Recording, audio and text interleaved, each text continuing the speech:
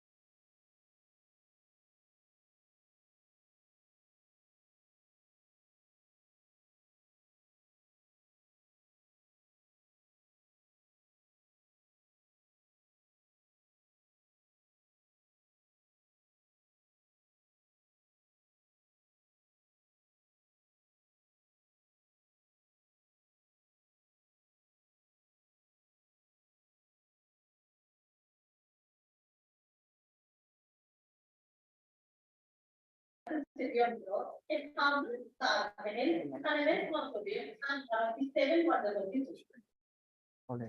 Next, this is a provisional budget for EPA 2023, which amounts to a total of 10,950.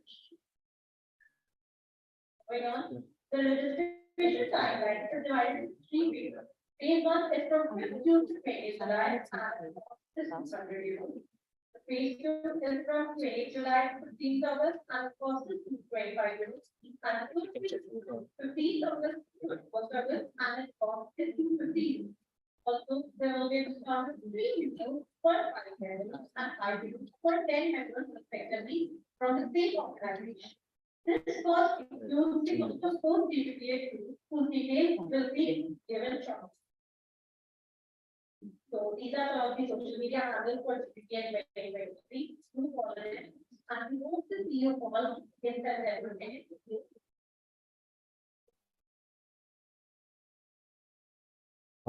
Okay, so that's the presentation from GPP Reception Committee. It is also found under the folder of GPP update report on the drive for 25th RA. But now we are proceeding to the open discussion. So we have a representative from the GPP DRC to answer your questions through Zoom. So if you guys have any questions, please do put them through the speaker form or use the spell fingers.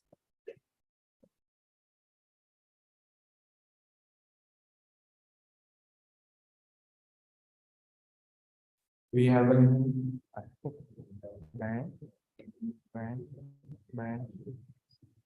okay, we have a new comment from Moises at least. Thank you, Mr. Chair. Once from the GCP Philippines. I would like to ask the GPP to give the final date for the GPP report. Thank you.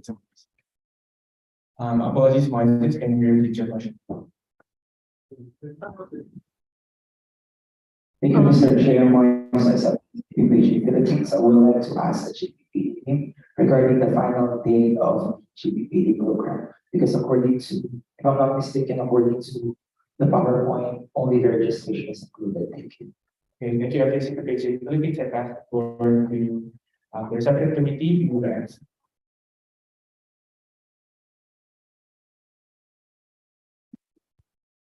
Nishita, you have the floor. Bill, can you please repeat the question? The voice is kind of echoing. I cannot Okay. understand anything. The Or question someone was, are the final dates of the GPP as in your presentation, it was the only dates that were shown were for registration. The floor is back to the GPP leadership. I still cannot understand. Can someone please type it just once? I'm really sorry for all this interruption.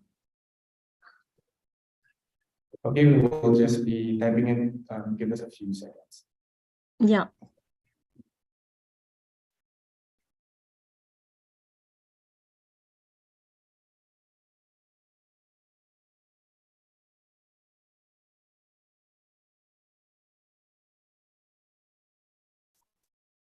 The question has been typed Okay. in Zoom.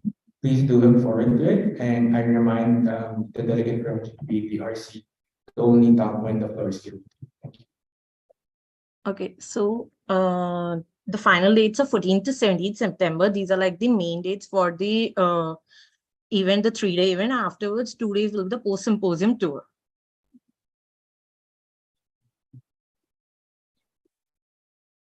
Okay, can I confirm in the assembly if that was heard? Okay, thank you. We asked the GPP leaders of the committee to repeat their answer as it was not heard by the assembly. Thank you.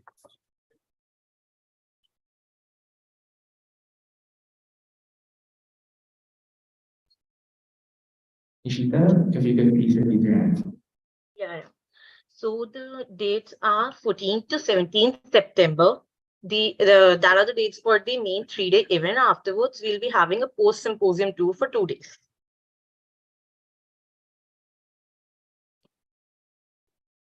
Okay, thank you.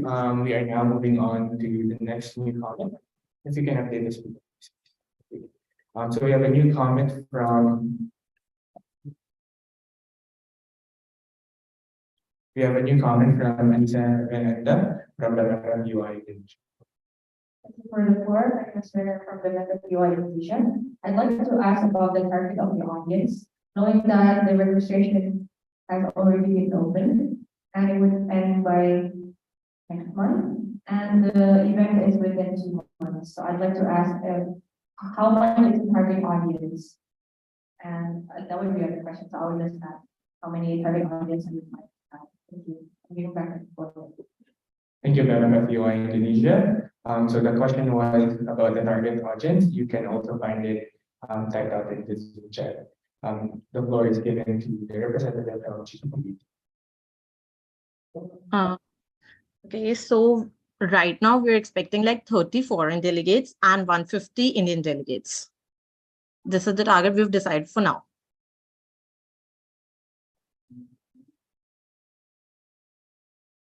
Thank you, Nishita. We have a request to repeat the answer, please. Thank you.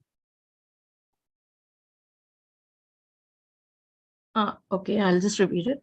So we have a target of 30 foreign delegates and 150 Indian delegates.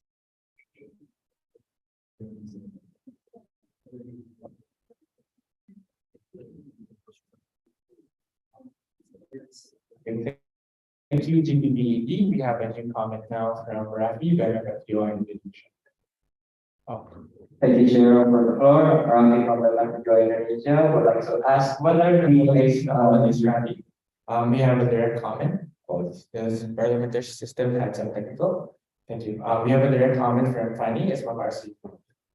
Thank you, Chair. I'm coming from Isma firstly. I would like to ask regarding, you said that your target was 34, that we have 150 Indian. How was the update right now? How many participants?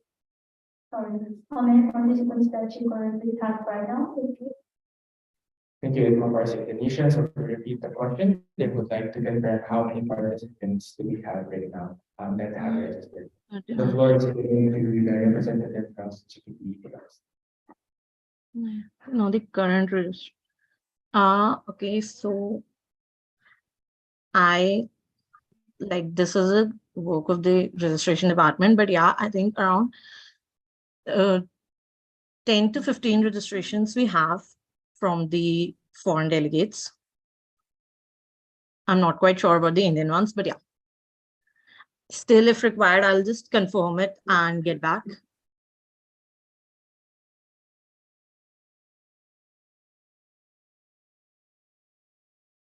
Thank you, Nishita. If you could kindly repeat the answer once again. Thank you. Yeah, so right now I'm not quite sure, but around 10 to 15 foreign delegates we have, and about the Indians, I'm not sure, but I'll get back if required. Okay, thank you. We are now proceeding to new comments. Apologies. We have a new direct comment from Rena from the FUI. Thank you for the program, for the presentation. So you have mentioned about how many registrants have registered. I just wanted to give a suggestion. As your publication regarding registration was last week, exactly 1 month away. So I would just like to give a suggestion to promote that your registration has opened. So you can reach your target, which is for me, it's quite a lot, especially for the Indian delegates, which is 150. So I'd like to, for DPPD to make sure that the publications are going well, because I don't think that the announcement of the registration is always being published. It has only ever been one post about the registration. So that would be my comment on the registration. Thank you. Thank you, Madam FUI Indonesia. We have a new comment from Rafi from FUI Indonesia. Thank you, Chair. Rafi from the LMUI would like to ask whether the GPPD reception committee has found the living accommodation venue for GPPD participants. Because in the report, it's only listed the venue for the symposium. So I would like to ask whether you guys have found the living accommodation venue for the event. Thank you. Giving the floor back to the Chair. Thank you, Madam FUI Indonesia. So the question was, do we have the living accommodation set for the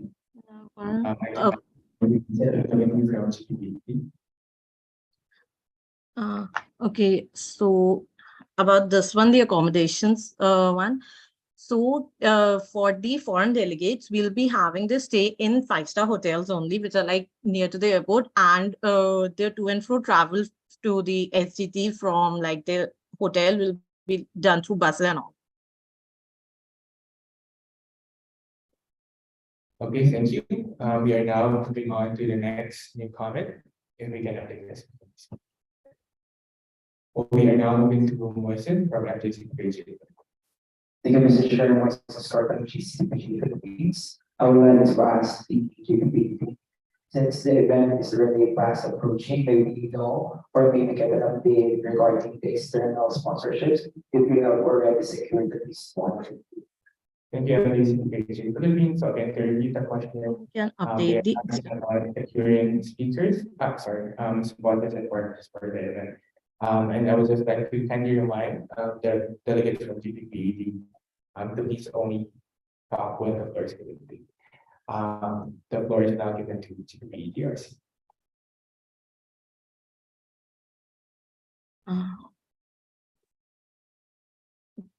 Okay, so we are still like working on the external sponsor thing. We are in talk with many of the companies, but we'll like give out some names once everything is confirmed. Apologies, Nishita, if you could please repeat your answer. What can you please repeat, Bill? If you could please repeat your answer, Nishita, thank you.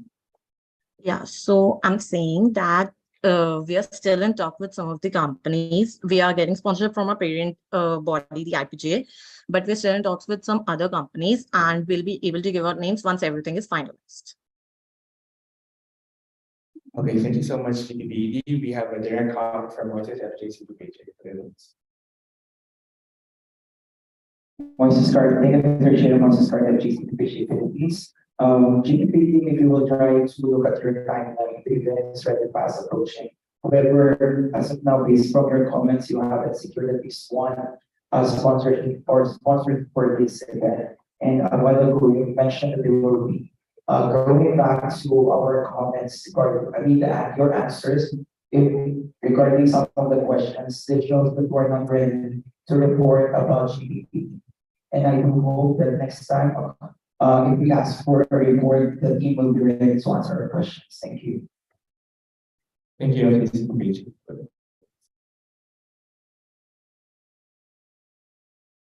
We are now moving to a new comment from Kita as Mafarsi Indonesia. Okay, thank you so much, Chair. Kita from Mapars Indonesia. I would like to ask what are the considerations of the dates of the GPPE? And also, is there any emails notifying the CP of the dates and of the registration? Because in Indonesia, September it's already a new semester, so I would like to ask if there's an email confirming on that. Thank you, from Farsi Indonesia. To repeat the question, they are asking about the dates and if an email has been sent out for that. And before I give the floor to the representative from GPPED, I would like to kindly request if you can speak a little bit slower, just because we are having a bit of echo with the microphone. Thank you. The floor is now given to the GPPEDRC.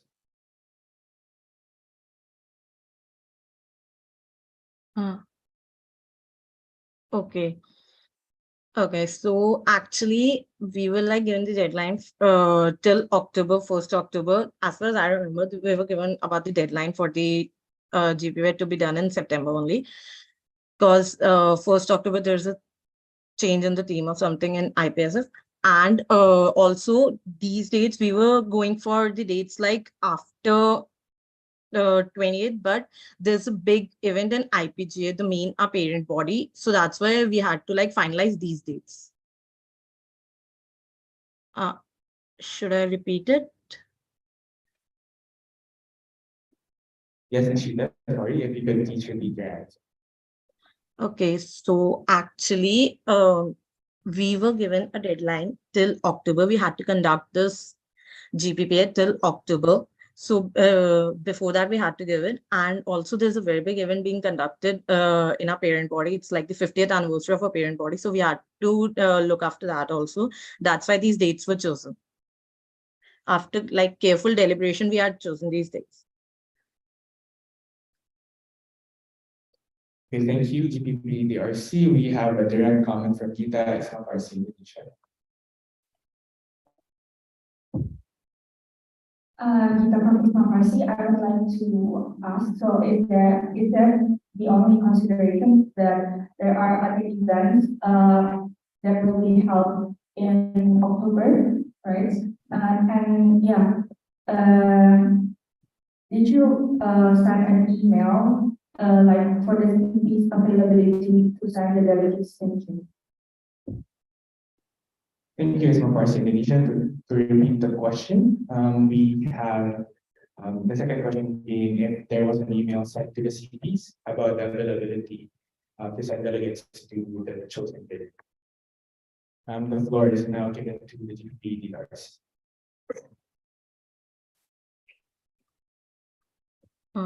Okay, so I'm really sorry, but I cannot surely give out an answer to this question. I'll have to contact the CP only.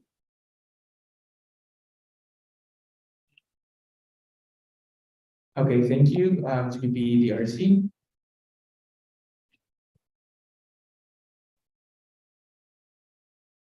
We have a direct comment from Moises FJCPJ. Yeah, Mr. Chair, Moises Carter from FGCPG Philippines. This is not a question, but a reminder to the GPP team that contact persons are and should be well informed regarding the dates of the events of IPSF and IPSF APRO. We have a responsibility to inform our members regarding these dates, and we cannot just decide on the dates based on our preference. Thank you. Thank you, FJCPJ Philippines. We now have a new comment from Moises FJCPJ. Thank you, Mr. Chair, Moises Carter, FGCPG Philippines. Looking at your PowerPoint presentations, I can see that there is no, the designs are not well aligned to your branding, and a lot of your publications are also not well aligned with a specific or at least one brand name. And this may affect the registration since a lot of people might not take the event as a like a professional or at least a formal one. So I would like to request the media publications team of GBBP to create a new or at least update your branding booklet and then create your books according to one unified branding. Thank you.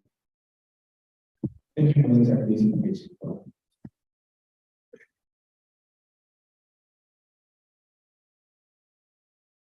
Now we have a new comment from Fanny SMRC. No, there's no question.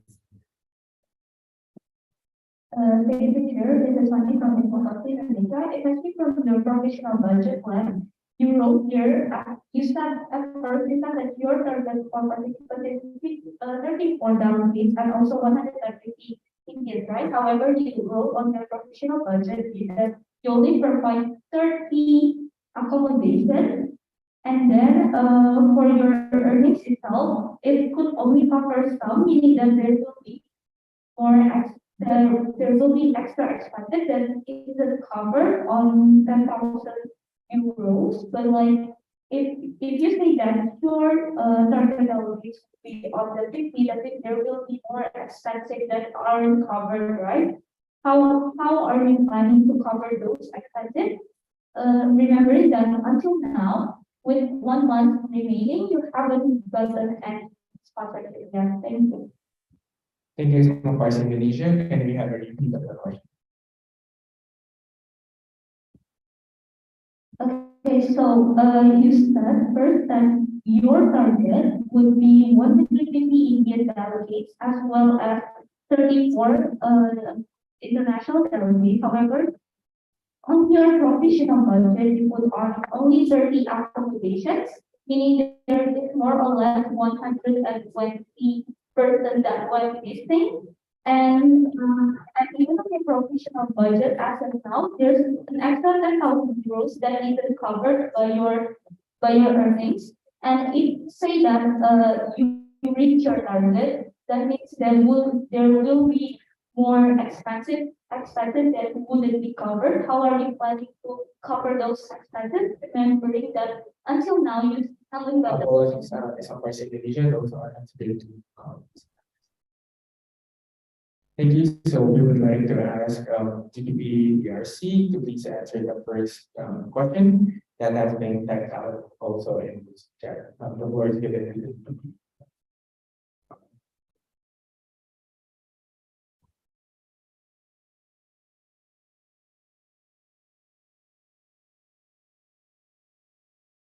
Can I answer now?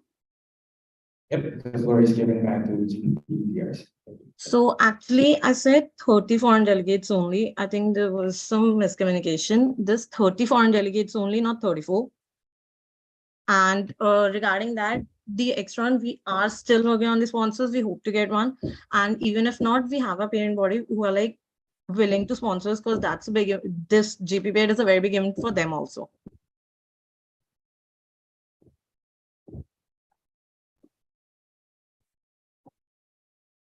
Can we have a repeat of the answer? Thank you. Okay, so I said 30 foreign delegates only, not 34. I guess there was some miscommunication. That was 30 only. And we are working on the sponsorships. We are hoping to get the sponsorships. And the rest, our parent body is willing to sponsor us because this is a big event for them also. Thank you, GDP DRC. We are now moving on to the next new comment.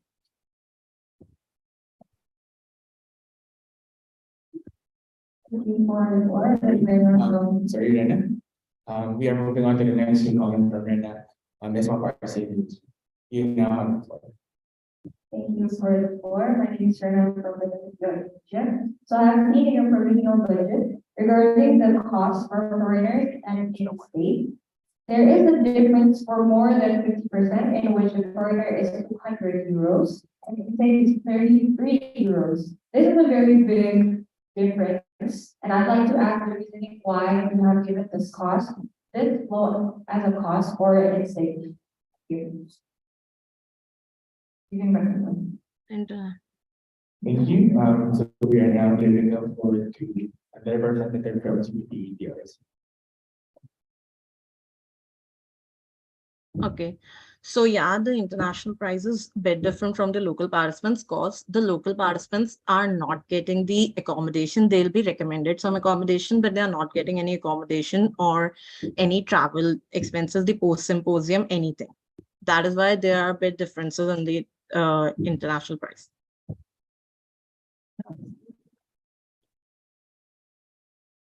Thank you. We have a technical. Can we give the mic to Ms. Maparse? I can't hear the answer. Can you please repeat the answer? Okay, thank you. So we have a request to repeat the answer, and again, if in your mind it's PBDRs, a bit slower, so that we can have a clear answer for the lesson. The floor is now given back to PBDRs to repeat their answer. Oh, okay. I'm so sorry. So yeah, the prices for the local participants are a bit different from the international participants, as the local participants actually won't be getting the accommodation or any travel, the post-symposium tour, anything like that. That's why there are a bit differences.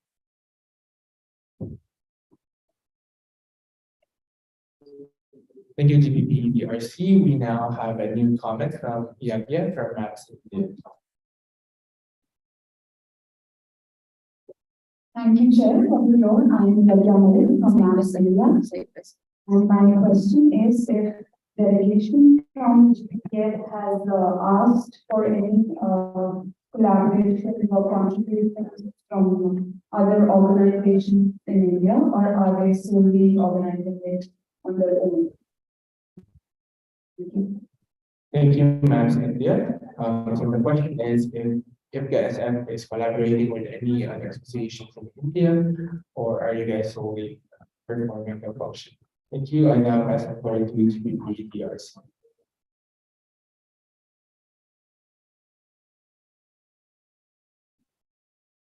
To other association. Right now, the GPP ED team is working alone only.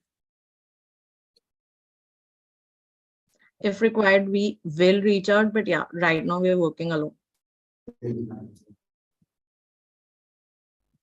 Okay, thank you to PDRC. We now have a new comment from the Study IPSF. Thank you, Chair, for the floor. Possibly IPSF India. I just wanted to mention this to the committee that I can understand her fully completely. So if you're not able to understand what she's saying, I can translate for you and I can translate your wording in Hindi so she can translate it better. Because I think there is a lot of communication gap between IPSF and the committee right now. So I think it is something that we learn about it. I would love to help.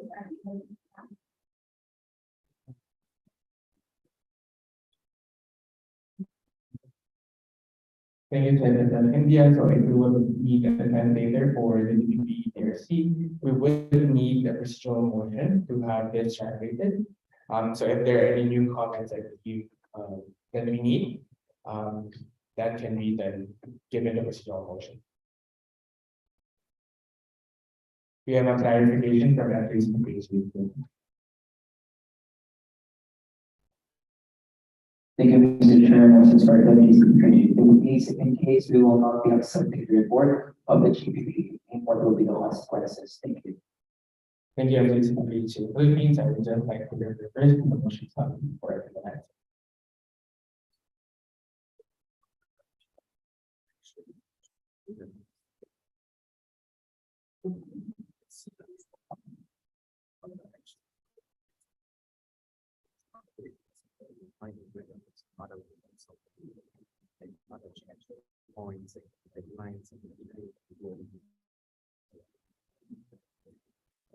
Thank you, FCC Philippines for your question. So if this motion is not carried, then we will have to take action with the GPP and an updated report will be given to the next CPR college. So we still have an open discussion. If there are any new comments, please to put it in the speakers form or use the physical fingers.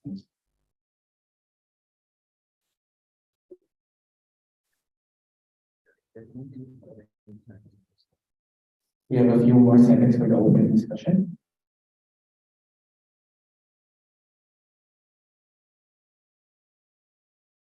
Okay.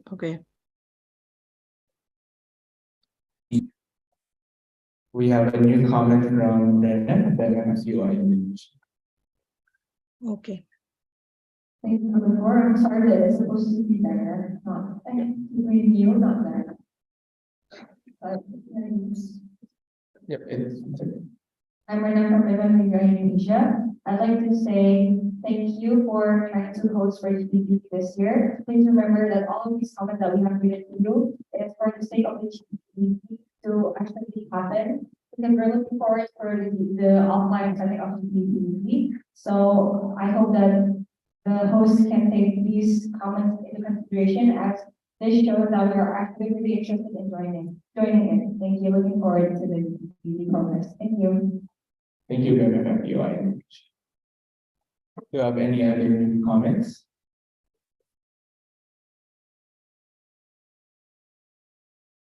Can I confirm that there are no new comments before I close the floor for discussion? Please raise your hand cards.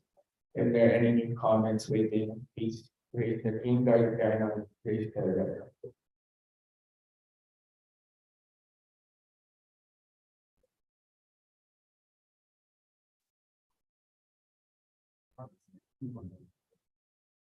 I see that we have all read. You may now click on the motion card. We are now closing the floor for discussion and we are voting on this motion number 2, which states that this, the IPSF Asia Pacific Regional Assembly accepts and adopts the updated report of the 8th IPSF APRO Good Pharmacy Practice Education Program 2023. All those voting against, please raise your voting cards.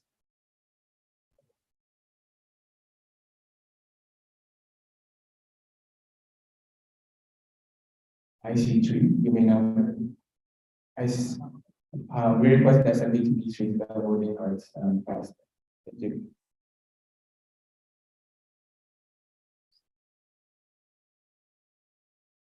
I see six. You may now put down your voting cards. All those abstaining, please raise their voting card.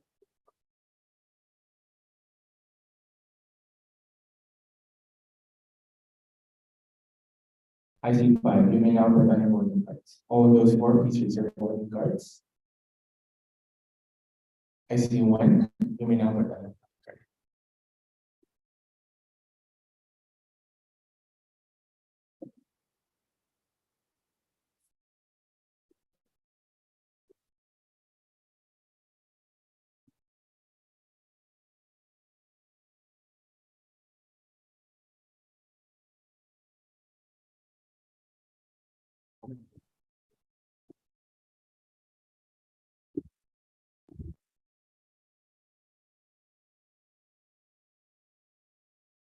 We're just waiting for the motions to update its on. Apologies for the technical.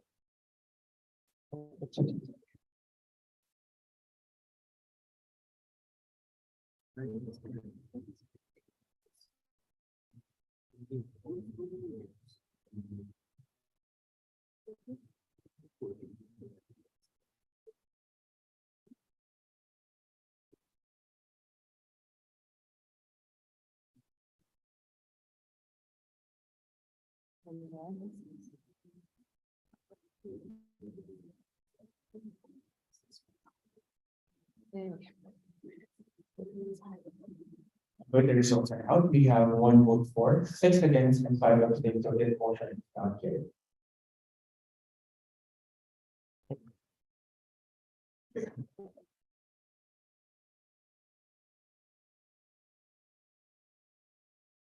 We are now proceeding to the next motion, motion number 53, which states that this is the benefit of administration of the Filipino Assembly. Nominate the following candidate as the chairperson of the identification of the Filipino Office for 2023-2024. So before we proceed to this motion, we would like to give reminders about the election procedure for this motion and the upcoming motion for this motion. For this, I would like to pass it forward to our IPSF Secretary, Amy Kang. Thank you, Chair, for the floor. This is Amy, IPSF APRO Secretary. So I'm just going to explain a little bit about the election process for the RWG nominations. So first of all, we have the chairperson, the election of the chairperson of the IPSF Asia Pacific Regional Office for 2023-2024. We will first receive the nomination forms in the order in which we received the nominee submission. After each nomination form is screened onto the display here, we will allow each nominee to have a 3-minute speech to give their motivation on why they're applying to join the RWG as the chairperson. Then we'll move on to open discussion. So this is where official delegates may ask questions to the nominees. However, these must be non-specific and must be addressed to all nominees present. The nominees will alternate with each question and who answers first. For example, since we have 2 nominees for the chairperson role, nominee 1 will answer the first question first, followed by the second nominee, and then we'll move on to question 2. Nominee 2 will answer the question first, followed by the first nominee, and we'll just keep going until open discussion ends. Once we conclude open discussion, we will then move on to closed discussion. So this is where the nominee for the RWG role will be removed from the room. They'll be present outside, and we must also turn off all communication and electronic devices. So we will be moving all our bags, computers, and phones into this room over here. And we'll also have to check, we'll have people checking your pockets to ensure that there's also no phone, anything like that. Also, smartphone watches will also have to be removed. This is because what stays in the closed discussion, what is discussed, sorry, in the closed discussion stays, and the closed discussion is not to be discussed about anywhere else. Once we have concluded the closed discussion, we will move on to secret ballot voting. Before and after we receive the secret ballot votes, we will then nominate to come back and to announce the results. So that is the rundown of how the selection is done. I pass the floor.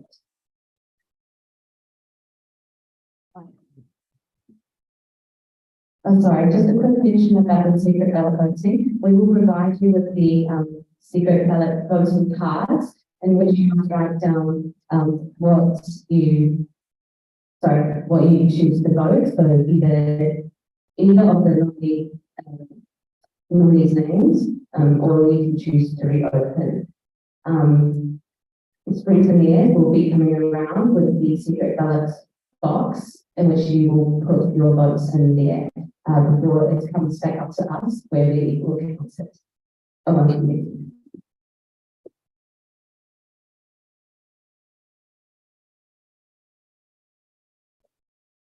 There are three things that can spoil a vote, meaning it is not valid. So that is where one of the and what written there is not one of the options that we gave. If that writing is ineligible or there is other writing on the card. So if any of these are present, then we will consider this vote not valid and not included in the final result. So I believe that should be all.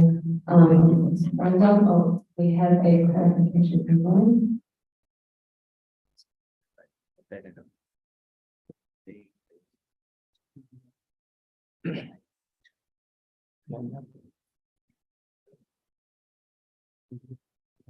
Sorry, I'll get to the floor back to the chair, Mr. President. Thank you, Amy, as a April secretary. We have a comment, we have a clarification from that. Thank you, Mr. Chair. Wants to start up GCPH. If in cases, we all delegated their votes to actually Philippines. Do we have to inform them, right? I mean, during the election process, do we have to inform them regarding what's happening here, or are we not allowed to do that, or we can just vote it as long as it's delegated to us? Thank you, Philippines. We have a point of information. Yeah, our we have a POI from IPSF APRO. Thank you, Chair. I have this APRO. For this, please refer to the agreement of hotel delegation file that HTTP PO signed. For please know, it's written in the file that I think remember the exact sentence, but it was written in the file that you should still represent the.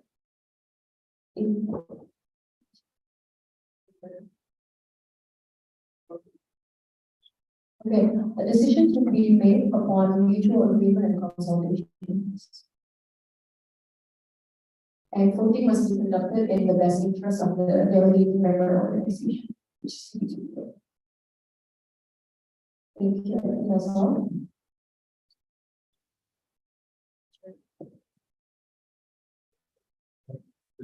We have a technical from Philippines.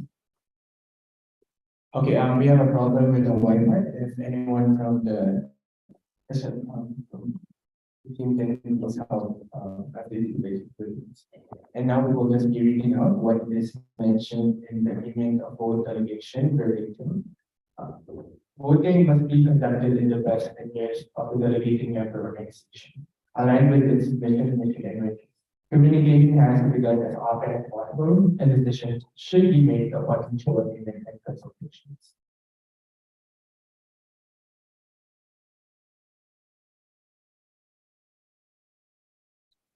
Okay, following San Adam, if we could please use that improve. We have a new comment from San Adam. Thank you for the following, Mr. Chair. And I would like to propose a rate for party. And the chair to pass the ball back to Mr. Chair. Thank you. since we said talent, so to propose a break, we would need to have a precision motion of a 5 minute recess, which can be proposed by Mr. Talent and seconded by another delegation.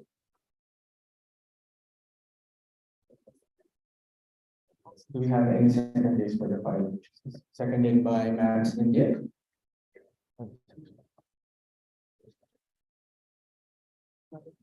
We are now voting on this procedural motion to have a 5 minute recess. All those against this procedural motion, raise your voting cards.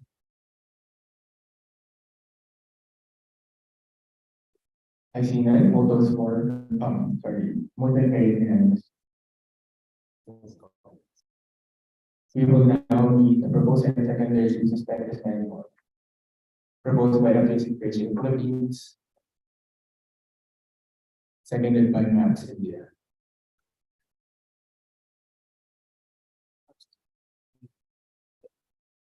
So we are now voting on this procedural motion. All those against this motion, please raise your voting card. I see none. Motion carried unanimous. We will now be having a roll call. I'll be passing the floor to our secretary. Thank you, Chair Miller. This is Annie Secretary. I'll call the associated name. Please just raise the voting card or motion cards to indicate this. Thanks, India. Thank you, Isla Bassett Indonesia. Thank you, APS Japan. Thank you, Insect New Zealand. Thank you, AJC Philippines. Thank you, Payment to the Republic of Korea. Thank you, University of Singapore. Thank you, Thailand. Thank you, India. Thank you, Benefit Indonesia. Thank you, Benefit Air Indonesia. Thank you, Benefit Unpaid Indonesia. Thank you, Benefit Indonesia. Thank you, Benefit Indonesia. Thank you, ICB Indonesia. Thank you, Philippines. Please say Taiwan. Thank you. Thank you. We are now having a 5 minute recess. We'll be back to this RA room by 2:25 p.m.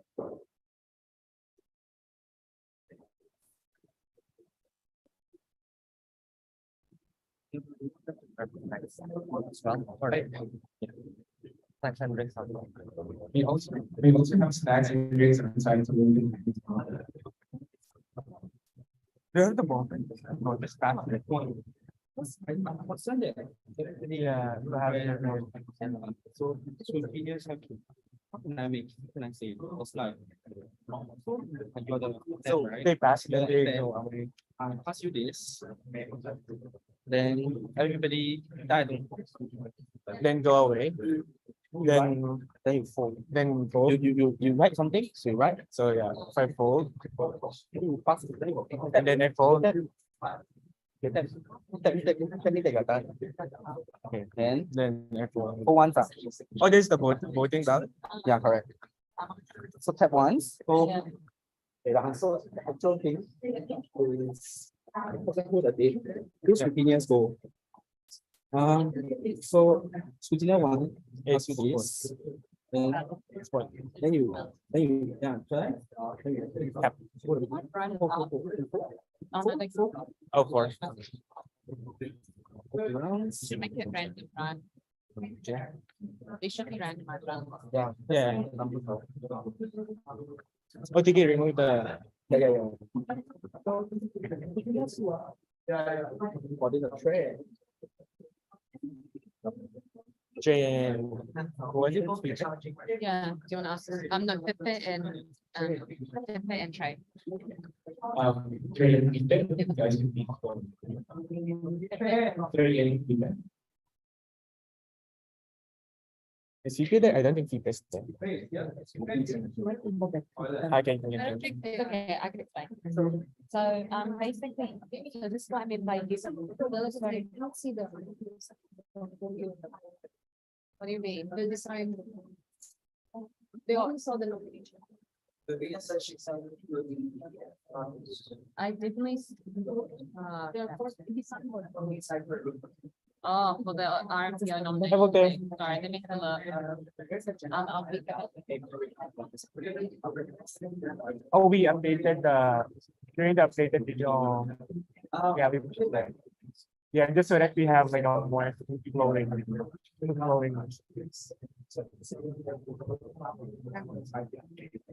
Oh, if there is an updated agenda, that was when we had the motion to update the agenda.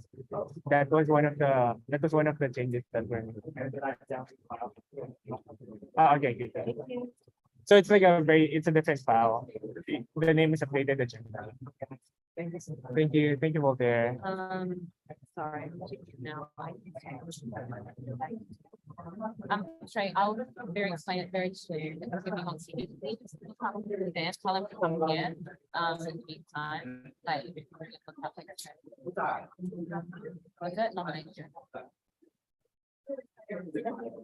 TK, alternate, right? And then, yeah, Alternate answering questions. yeah. Alternate. No time limit, only the Not time presentation. limit. There was the only thing that limited.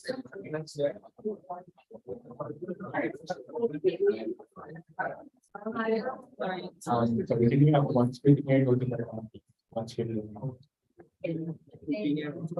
Yeah. Maybe have one screen. Sorry, is it okay since we have a time limit for the presentation for regional working group speeches, right? So if you can do the green and red thing again. So green for 1 minute. Red. Okay, great. And then just do like this so that I see because I'm the one who stops them. So if I'm using my phone, maybe you can do like this and then. No, it's better to. Or whatever. Because. Yeah. I want to ask about the Wi-Fi situation. Okay. Okay, sorry. No, because it's. That's fine. It's not for December. If it's here, assembly will see it. Oh, yes, if there's gonna be this, one of the script based during closed discussion, each of you still have a role, like just making sure that everyone else, is, like, no one's on their phones, using like smartphones to compare, like the same. You can tell me that, but the script is for the, I said, it should have been trade.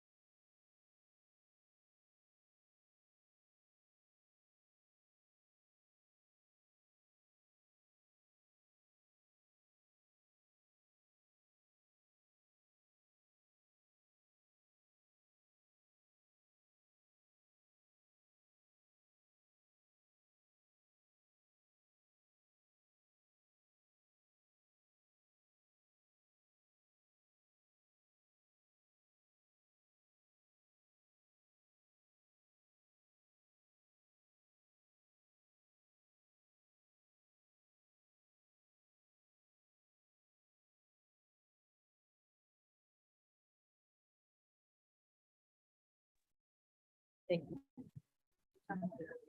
we are restarting our regional assembly. So we will now be having our roll call. I'll be passing the floor to IPSF APRO Secretary. Thank you, Chair, for the floor. As usual, I'll be calling out your situation names. Please raise your hand or motion card to indicate your presence here. So, Matt India. Thank you, Ismatasi Indonesia. Thank you, APS Japan. Thank you, NZSO New Zealand. Thank you, FJC Philippines. Thank you, ANAT Republic of Korea. Thank you, University of Singapore. Thank you, Event Thailand. Thank you. IPSF India. Thank you, MFUI Indonesia. Thank you, Indonesia. Thank you, Impact Indonesia. Thank you, Indonesia. Thank you, Thank you. Indonesia, thank you. The Philippines, thank you, and PSA Taiwan, thank you. So we have 84 members present and voting, with 10 members in association present. The strength of the House is 12 votes, so 7 required simple majority and 9 required 2/3 majority, and passing for vaccination. Thank you, Amy, and Secretary for Secondary. So do we have a proposer and secondary resolution pending orders proposed by anticipated being seconded by NZSO. We will now be voting on this procedural motion. All those against, please raise their voting card. I see none, motion carried unanimously. The regional assembly is now in order. We will now be proceeding to this motion, motion number 53, which states that this the 25th IPSF Asia Pacific Regional Assembly nominates the following candidate as the chairperson of the IPSF Asia Pacific Regional Office for 2023 to 2024. So again, we have 2 nominees. We will be starting with mention. We will now be showing the nomination form before that we give them 3 minutes for their speech.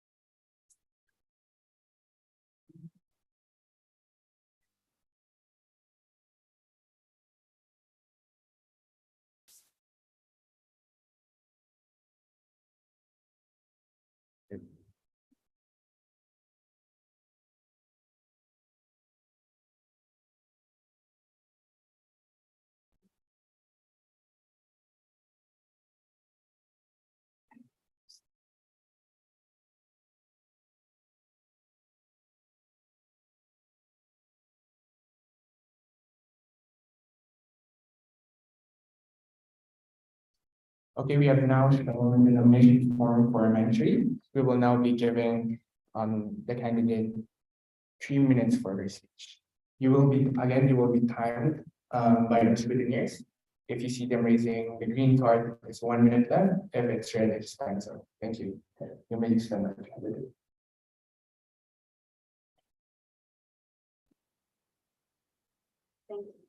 Thank you, Mr. Chair, for the floor. Leadership is a service to the others. It has the potential to unleash the power and the belief in yourself. As team members and family of IPSF APRO, I'm Manjari, and I'm very happy to be standing in front of you here as a candidate for the chairperson of IPSF APRO 2023 to 2024 position. When I was 7 years old, I always watched the news and see lots of refugees at WHO, and they are so cool. I was wondering, what did they do to go there and became a part of the community and policy change? Last year, I got a chance to clock out from WHO headquarters in New Zealand, in Switzerland, as the project development officers hosting the global forum for the APRO. I asked the secretary, could any youth or any one of us join? She said, yes. Because you have future promises in a way, you'll be the future of our generation. But I wonder, why does it have to be future? It can be now, right? That's why I'm going to bring to you 3 pillars that I will focus on. I will advocate, collaborate, and empower. The policy changes is one thing that a chairperson of each regional office can do and work closely to you guys to come up with a solution to all our problems. So many things are going on. One of the things that I'd like to mention is stress. We are pharmacy students. We have been studying for so long, no matter what years you are, how many years you study, the same thing we share is one of the mental health problems. That's the first thing I would like to advocate and many more from you working with me. Second thing I would like to do is a collaboration. We have internal, external, and we also have other organizations we partner with. My plan from yesterday that I heard is that we have a lot of missing MOs that we would like to get them back. So if we could, I could work with my RRO to bring them back. If we check on them once, it's not enough, we can do more. Thomas Edison once said that he found a way, and he didn't find 10,000 ways that he failed. He found 10,000 ways that didn't work. If we come to contact them and it didn't work, then we cannot do more. And lastly, I would like to empower. Last year, you guys elected me to become your RBO. Thanks for believing in me. And I would like to share back the same thing. And I have a faith and belief in you. All MOs, each and every one of you here, work so hard to be sitting here in the room. So I would like to do the same, empowering you, trusting in you, have faith in you. I would like to say that please allow me to be your chairperson because I'm a person who chair and be your person eternally. Thank you.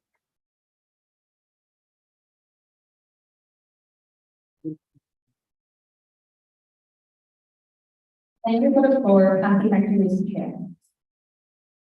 Thank you, Manjari. We are now moving on to the next candidate. We will be showing the nomination form of Ms. Heidi.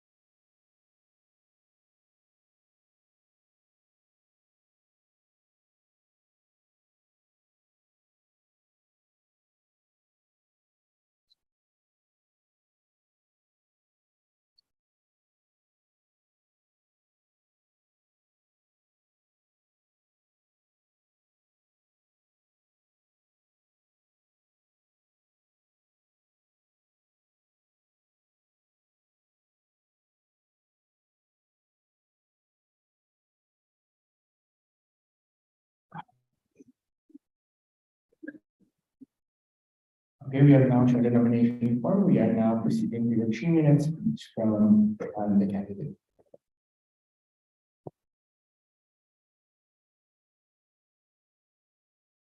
Thank you, Chair. Greetings, April. My name is Heidi from Indonesia, and I'd like to tell you a story. Same as all of you, I was once a fresh high school graduate, trying to dive my way to the world as an aspiring young person. Unfortunately, the pandemic hit us all so suddenly, pushing all my dreams and hopes behind. I remember sitting in front of my laptop in my bedroom when I was just a mere regular delegate for the 66th IPSF World Congress, supposed to be held in Seoul, Korea. I felt devastated, wondering why I was not there in Seoul directly. That is until I saw the living faces of the World Congress RC, remotely from a studio in Seoul. They tried their best to keep the Congress alive, albeit in distance and online format.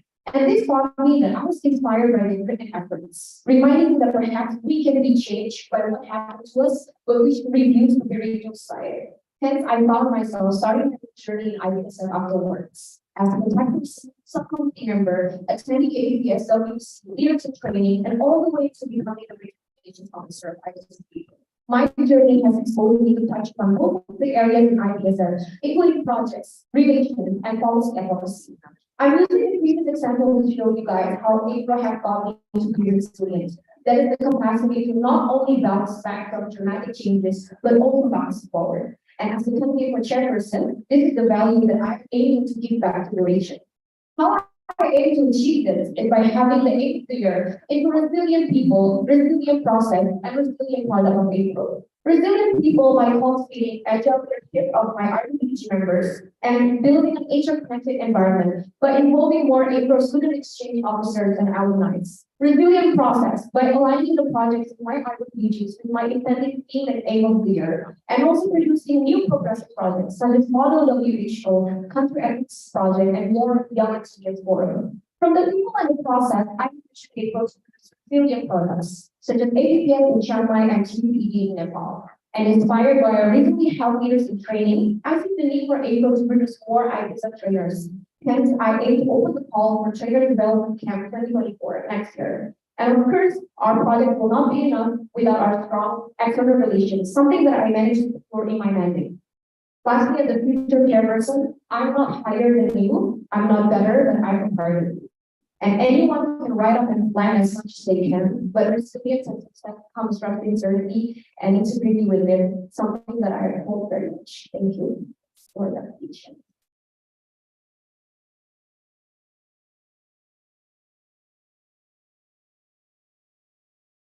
Thank you, Heidi. We are now moving to the open discussion.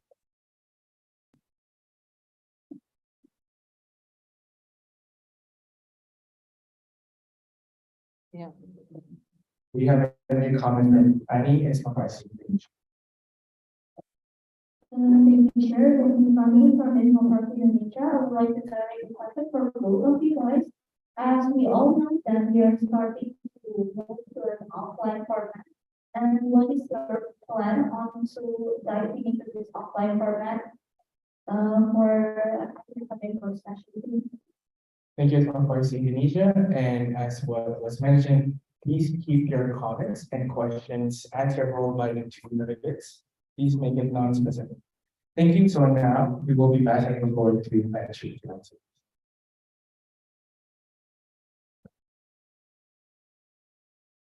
Thank you for the question, and thank you for the, thank you for the floor. Thank you Chair, for the floor, and thank you for the questions. We have a technical from IPSF APRO.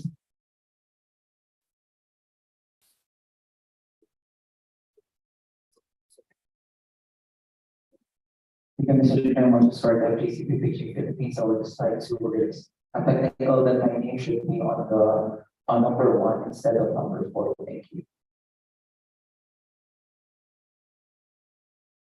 Thank you, IPSF Philippines. We are now going back to the answer by the candidate.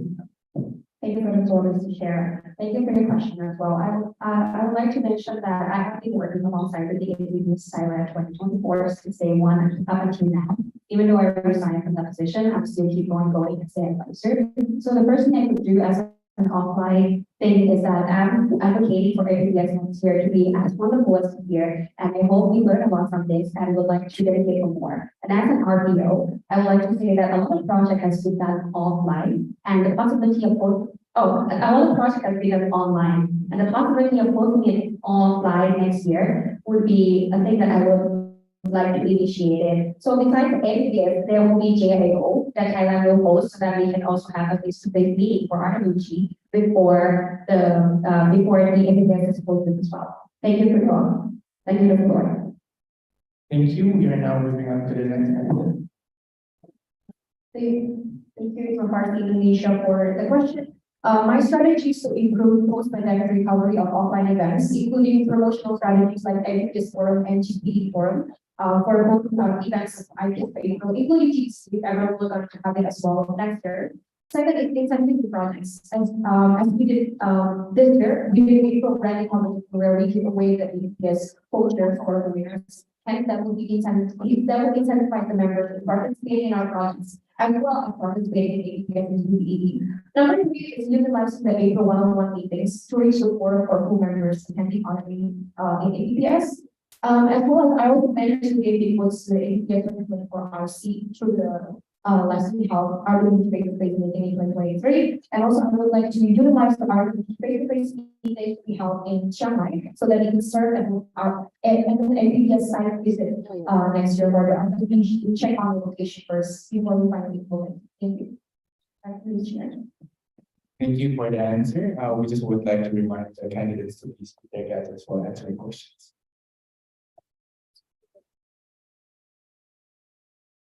We now have a new comment from Moises FDCPH. Thank you, Mr. Chair. John Moises P. Carter from FGCPH in Philippines. According to the latest United Nations list of countries, Taiwan and Hong Kong are not recognized as independent countries. Considering the ongoing discussion about adding China to the Federation, if external parties require us to change the country names of PSA Taiwan and PSA Hong Kong on our official list, how do we propose moving forward, like our member association, or ensuring as for the inclusion of China? Thank you. Thank you, FDCPH. One thing we would just like to give a disclaimer as well. Any points made by the candidates are not points for the opinions of IPSF. We are now taking the answers by the candidates, first by Heidi. Thank you, FGCPH Philippines for the question. Well, membership expansion in the region would be one of the major values that I would uphold in my membership. I will be working closely with the article to expand the membership in IPSF APRO. And we would do this collaborating with IPSF Executive Committee, General Relations, and Membership Coordinator. Hence, this would not be the sole decision made by IPSF APRO. In the case of already having Taiwan and Hong Kong as our members, I believe that protection when we're giving to them should be composed of two. Number one is constitution, number two is social network. So for constitution, we would explore the possibility of making a set rule in our IPSF regulation that would protect the already existing member organization so that their membership status would not be jeopardized through the entrance of a new country or a new member. They're currently in physical tensions with them. Number two is social network protection. We would definitely, when we are welcoming a new member, we would definitely keep Hong Kong in loop when we are trying to welcome China into the region. And we will try to explore possibilities by working with them so that by the inclusion of China, the opportunities, the projects, and the network that Taiwan and Hong Kong have will not be jeopardized by their inclusion. Thank you. Thank you. We are now moving on to the next slide. Thank you for your question. Thank you for the floor, Chair, and also thank you to SJC DHA Philippines for the questions. I would like to answer this question. According to my experience and also opinion, I think that what is going on right now is that the current chairperson of RO has already reached out to China. So the connection has been made, and then I have to respect that decision anyway. But what I'm planning to move forward is that what we have is what we need to protect. Taiwan and Hong Kong is part of our family, and they will continue to be and to do so. What we cannot change in the Constitution and what regarding to UN is our power. But what I can maintain is that when we are acting in association to our organization, we will make sure that what is remaining is being protected. The one welcoming has to be welcomed into the family as well. I would like to also mention that with regarding China, there's a potential law issue in the country that they cannot form their own organization. They have tried to join IPSF APRO before. So that's a point of view from me that they might not be able to join according to their country's law. However, if they will be able to join, I would like to say that we are all family and here at the IPSF APRO chairperson, I want to support in all of this team. And as for everyone, as a friend, I'm here for all of you. Thank you. Okay, thank you. We now have a direct comment from Midget. I'd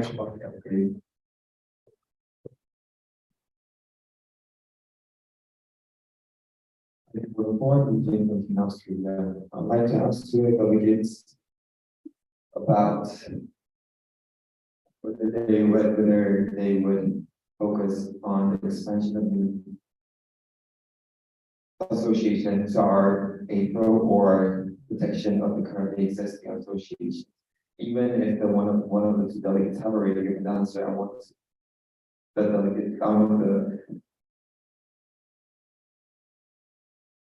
candidates to clarify, considering when it comes to the situation where expansion and protection cannot coexist. Thank you. Thank you, Korea. We now have mentioned to answer. Thank you for the floor, Chair. I would like to answer this question stating that both can also be happening. Protecting and welcoming the new members would be possible because what we cannot do right now is because of the UN connection that we have with our country as part of the official documents. However, the motion that has been mentioned in the past in 2000 something, saying that we shouldn't talk about the full membership of Taiwan. But that's like a long time ago. The motion can be revised and we can also propose. So what I'm saying is that when we are welcoming new members, we can also protect our existing committees by all of you. So we were working together, not just me, not just my honorable, with all of you, that we will put all the challenge what we have and that what has been told not to do. So that's my answer. I would do both, regardless of the limitation. I will go beyond and do what I have the rights to welcome the new members and also protect what we have. Thank you very much. Thank you. We now move on to the next item. Thank you, Kenneth Korea. I believe this matter is worth to be brought up, and thank you so much for bringing this to our attention.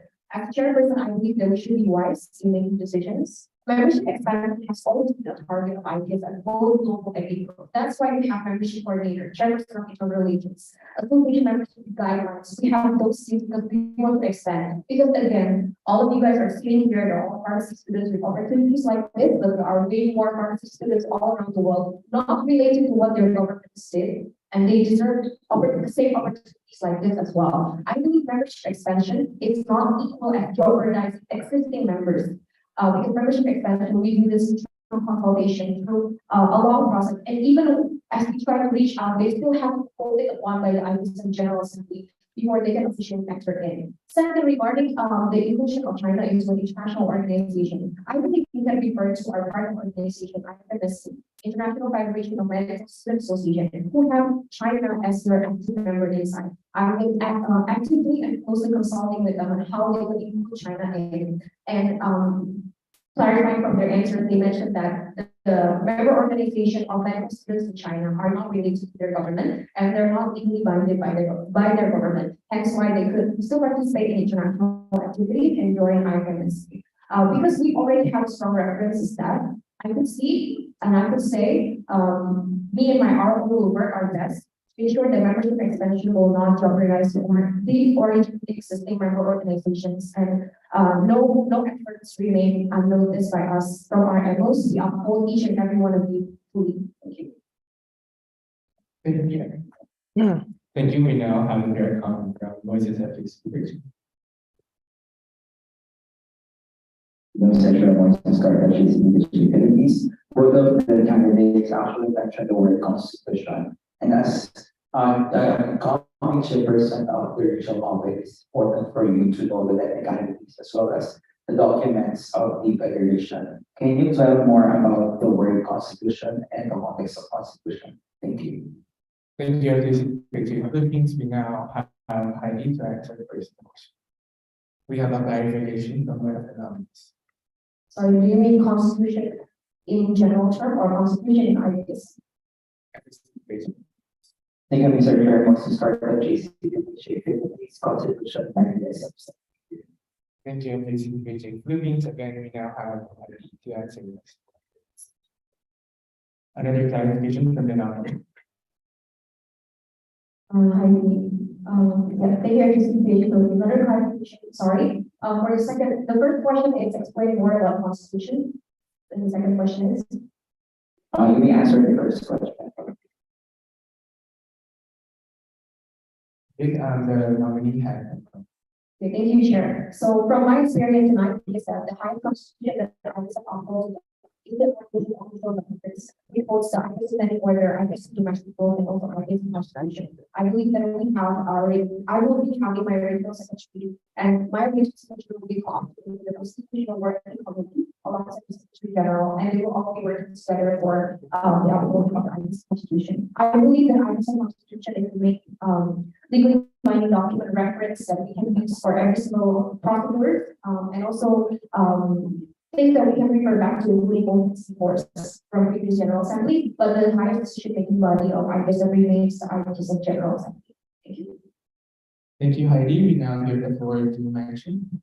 Thank you, Mr. Chair, for the floor, and thank you, IPSF for the questions. This constitution is part of the official documents that the student organization that we take and refer to as the protection of us, and also the referred document that we can use to clarify on what we could do and what we could not. The rights and what we need to do and the definition of our laws is described in the paper and the official document directly. And these are legal. So therefore, we're going to have to comment here. We are following the Constitution, a lot of rules and laws that you guys are following here. It's also mentioned in the official letters. However, we also have motions and all the things we could be discussing in the meeting. So therefore, like according to the Constitution, we should follow whatever is described on the official letter, and we won't be able to protect our rights, and also we won't be able to know what is our limitation and what we could do as a member organization.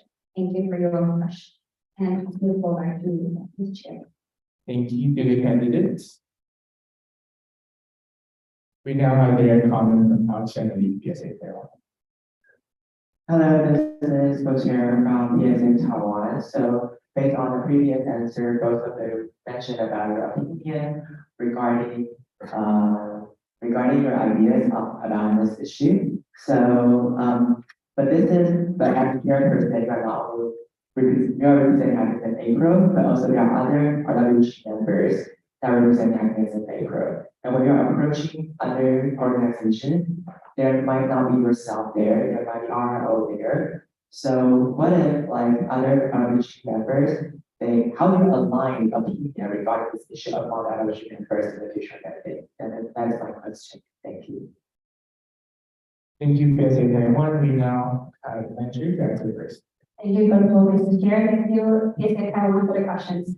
When it comes to forum, you have to respect the majority. We also have to be doing the same thing in the RWG. When it comes to the time when I have to be choose the IPSF meeting, I also had the other idea. But then when all of us have the same opinions and the majority is voting on the same thing, I respect what it is. So I will continue to do so with respect to the other opinions. But before we make a decision, we also clarify what could be done. We also have a discussion. I believe in communication, and it's the key to becoming and having the same aligned opinions, and also listening to your teams, because we don't know, maybe the next RWG could also be from PSA Taiwan, is to be like a topic of discussion as well. What I can say is that in the end, we as RWG, we still have to respect the others, and it comes from within, and then we can go forward to the outside, to the member organization. Thank you for the question. Passing the floor back to the chairperson.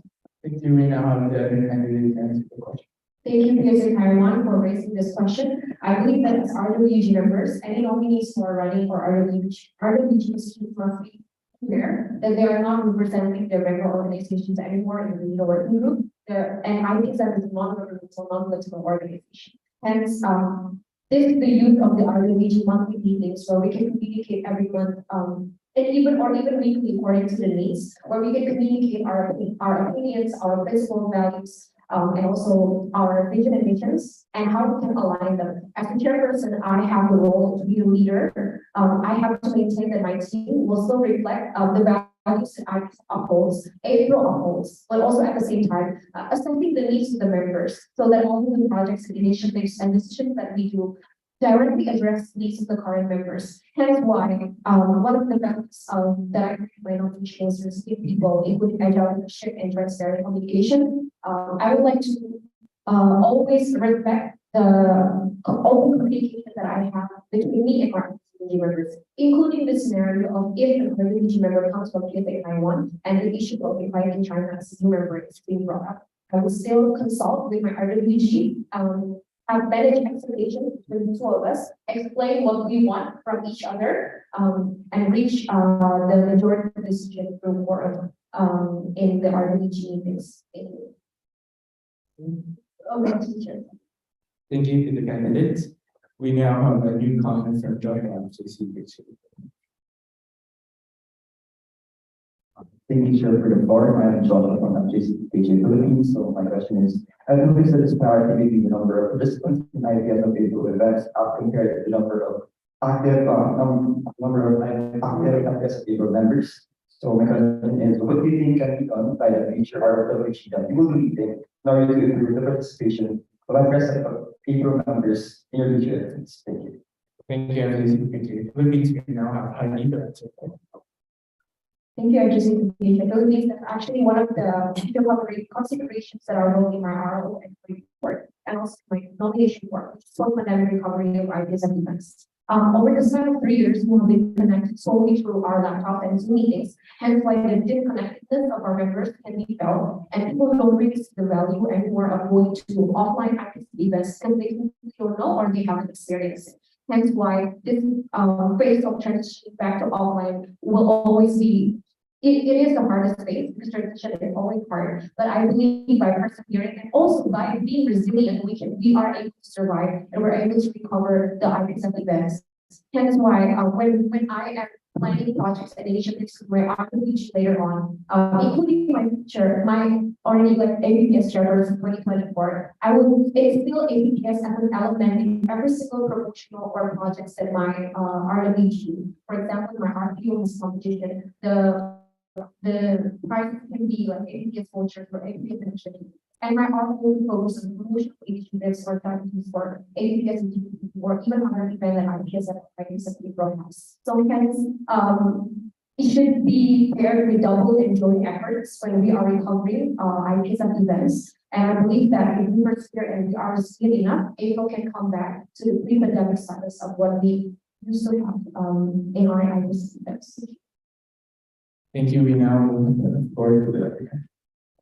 Thank you for the floor, Mr. Chair, and thank you, address for the questions. I would like to answer these as an RPO and see that all the projects have been posted online for the past 2 years and 3 years. However, the possibility I can see is that if the project or the event or ideas of events is not, you cannot come to you, you cannot come to our attended event. I would like to bring the projects and event to you. So therefore, it's kind of just expanding all the ideas of event. Now we have APPS and GPT. But even we can do so much more. PDC or maybe JAO or exciting events like the live collaboration between Malaysia, Singapore, and Taiwan, and also Hong Kong for the partnering. Also, good signs that not just IPSF APRO that has to hold the event or APS. It can just be done by the member organization, and that events can be partnered up by us. So, in conclusion, I would like to say that to engage this first in promotional material, you have to have a very good branding. It's not just one-way communication. As I see that lots of projects that I promoted, some maybe have like low number of participation due to first time. Second is because the message haven't been reached to the future participants. So now I have learned my lesson and I plan to engage for communication. So instead of just RPO sending the email that I did this time, the owner can also keep ongoing communicating with the member organization because that's the most important thing. Communication is the key, as I will mention all the time. And also we have Facebook, we have Instagram, we have so much more we can reach out. And I was thinking, and I would like to propose something called like IPSF subscription, where we send out not just PMOs, but also individual who are interested so that we can keep them posted and updated through our event. So in conclusion, I think if they know, they will be interested. The question is, would they be able to come? And also one thing is the financial situation, right? So the approach to bring the IPSF project to you is one thing that can solve the numbers of participation. And I would say that this year has been a great job at APS, and I'm pretty sure that so much more would be interested to come to APS next year and more coming. Thank you so much. I think we'll go back to Mr. Chairperson. Thank you to the candidates. We now have a new comment from Rena, member of the UI. My name is Rena from the Indonesia. I'd like to ask you both now. If there has been a moment where you have to leave a position or responsibility in order to have a new one, what were your considerations to take on that action? Thank you, member of UI Indonesia. We now have Patrick. Thank you, Mr. Chair, for the floor, and also thank you, giving me another question. Recently, I have just resigned from the chairperson of APPS 2024, not because I'm not because I'm incapable, and the reason behind this is because I think I could do more as part of the RWG. So I resigned and have applied the position to the new vice president and chairperson of APPS 2024. The reason behind it is because to prove to you guys that I'm ready and have prepared myself to apply for the chairperson position. If I don't get it, at least I can show you that I have done my best, dedicated all I have to apply for this position. And it is up to you guys whether you would see that resigning of that is a responsible action or the bravery moments that I take to pursue what I've done, what I would like to dedicate for every single role as chairperson. Thank you for your question. And passing the floor back to Mr. Chairperson. Thank you, Manju. We now give the floor to the candidate. Thank you very much, Manisha, for the question. For me personally, from my track record or previous legal experience, there has not been any official resignment of me from a previous organization. However, I did prevent, cancel my application to a delegation from my university. Before running as article, I was supposed to be in a delegation to a competition in Harvard University.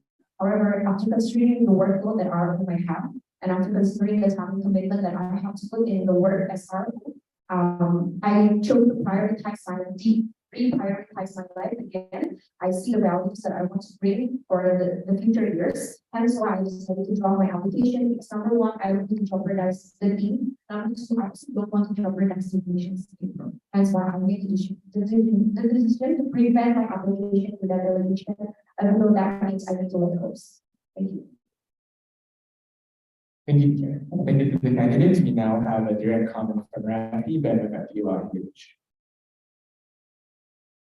Thank you, Chair. From the FDI. Considering that both candidates have experience in giving up their position in the past, pursue other positions, and considering that with improper handling over each position, it could jeopardize the event or organization. So before you left, what actions did you take to minimize the impact of leaving your own responsibilities? Thank you. Passing the floor back to the Chair. Thank you very much, FDI Indonesia. We now give the floor to Heidi to answer first. Thank you very much, Indonesia. As I mentioned, the previous was a reason.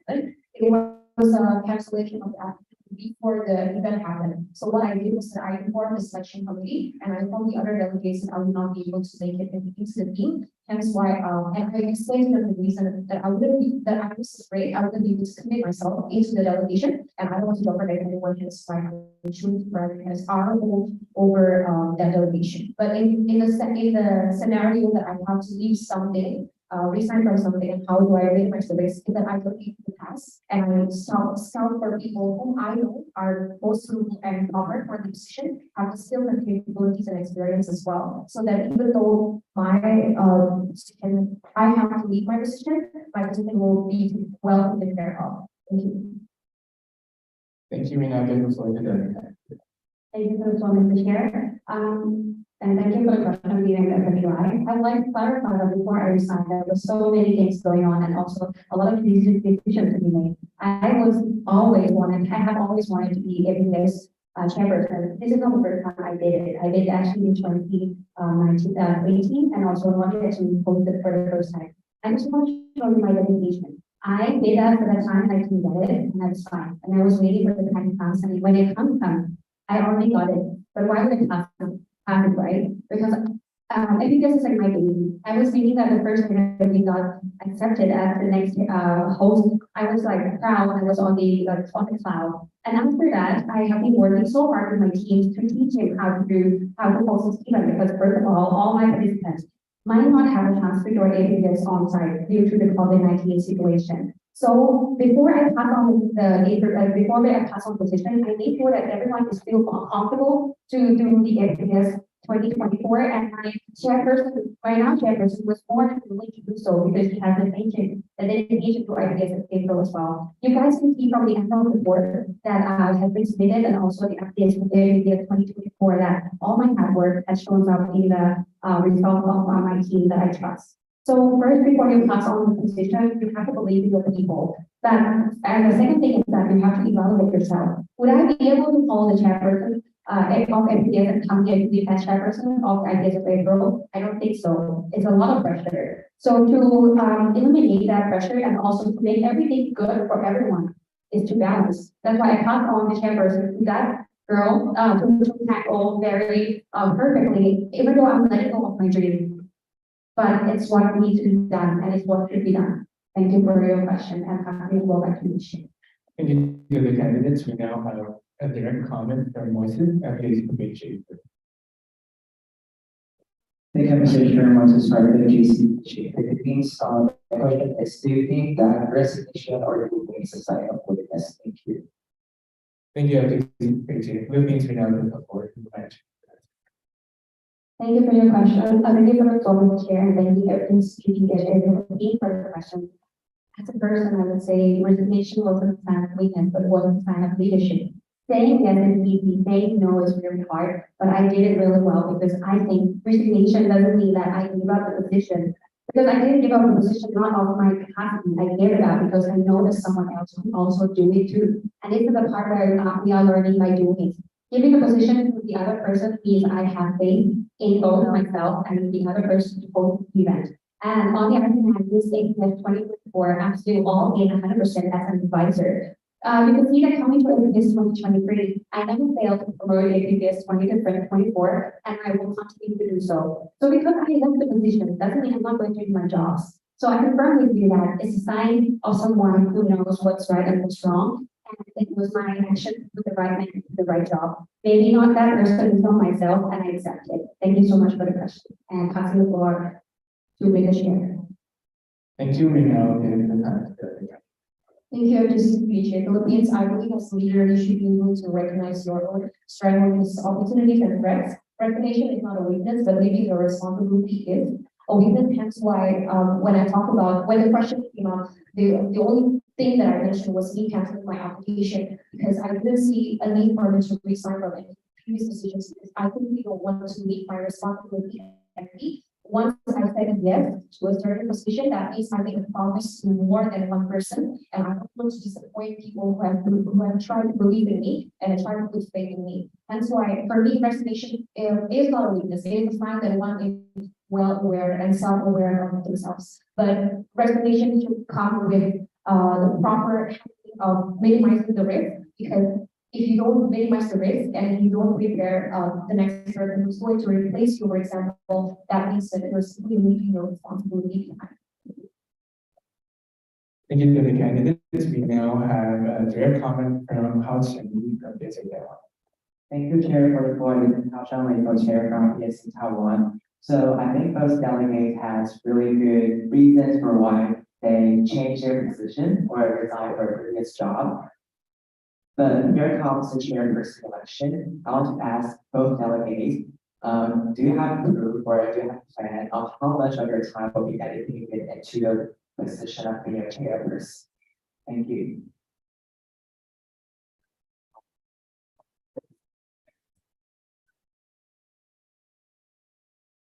Okay, thank you. Thank you to PSA Taiwan. So since this is a direct context, we ask the candidate direct comment. We ask the candidates to give an answer dependent on the new comment, which is depending on resignation. So we give the floor to Heidi to answer first. Thank you, PSA Taiwan for the question. Actually, giving up time and dedicating time is also one of the reasons of me deciding to cancel my application to the delegation because I was afraid I would jeopardize me by being not able to dedicate my time because I would be very busy as an RO. As future chairperson of IPSF APRO, that would mean I would be taking on the mandate of 2023 2024, which is also my last year in school. In my last year in my university, the finance students don't really take any more organizations and event committees anymore. It's definitely not allowed as we have to focus on our final year. Hence why my time is off. It can be 100% given to IPSF APRO because I'm not affiliated with another organization. I'm not inside another event committee. I'm not inside any internship and in my university as well, internship is not mandatory. Hence why I have the option to not do any internships in my final year. So all of my time will be given as the chairperson of IPSF APRO for our DBG, APRO teams, SEOs, and member organizations. Thank you to the candidate. We now give it to the other candidate. Thank you for the floor, Mr. Chair, and thank you, PSA Taiwan, for the question.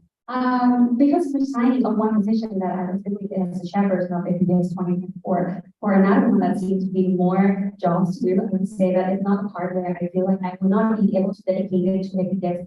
But as a new chairperson, right, I will also be working with the APS team and also with my other RWG to connect and expand our job and our work in IPSF APRO. To answer your question, so how much will I be able to dedicate my time as a new chairperson? I would say that this is my last year of study as well. I'm doing my internship right now. My internship is more of half study and half working. We are doing, I be working from 8 o'clock to 4 o'clock every day, according to the rules of the book, but I also have my own free time. I would like to say that, having work and so many roles in yourself is possible. We have also everything. We have daughters, we have kids, we are also like brothers, sisters, friends. We have to dedicate our time and manage our time. I would say that since I could guarantee you that time management is possible if you would like to do it.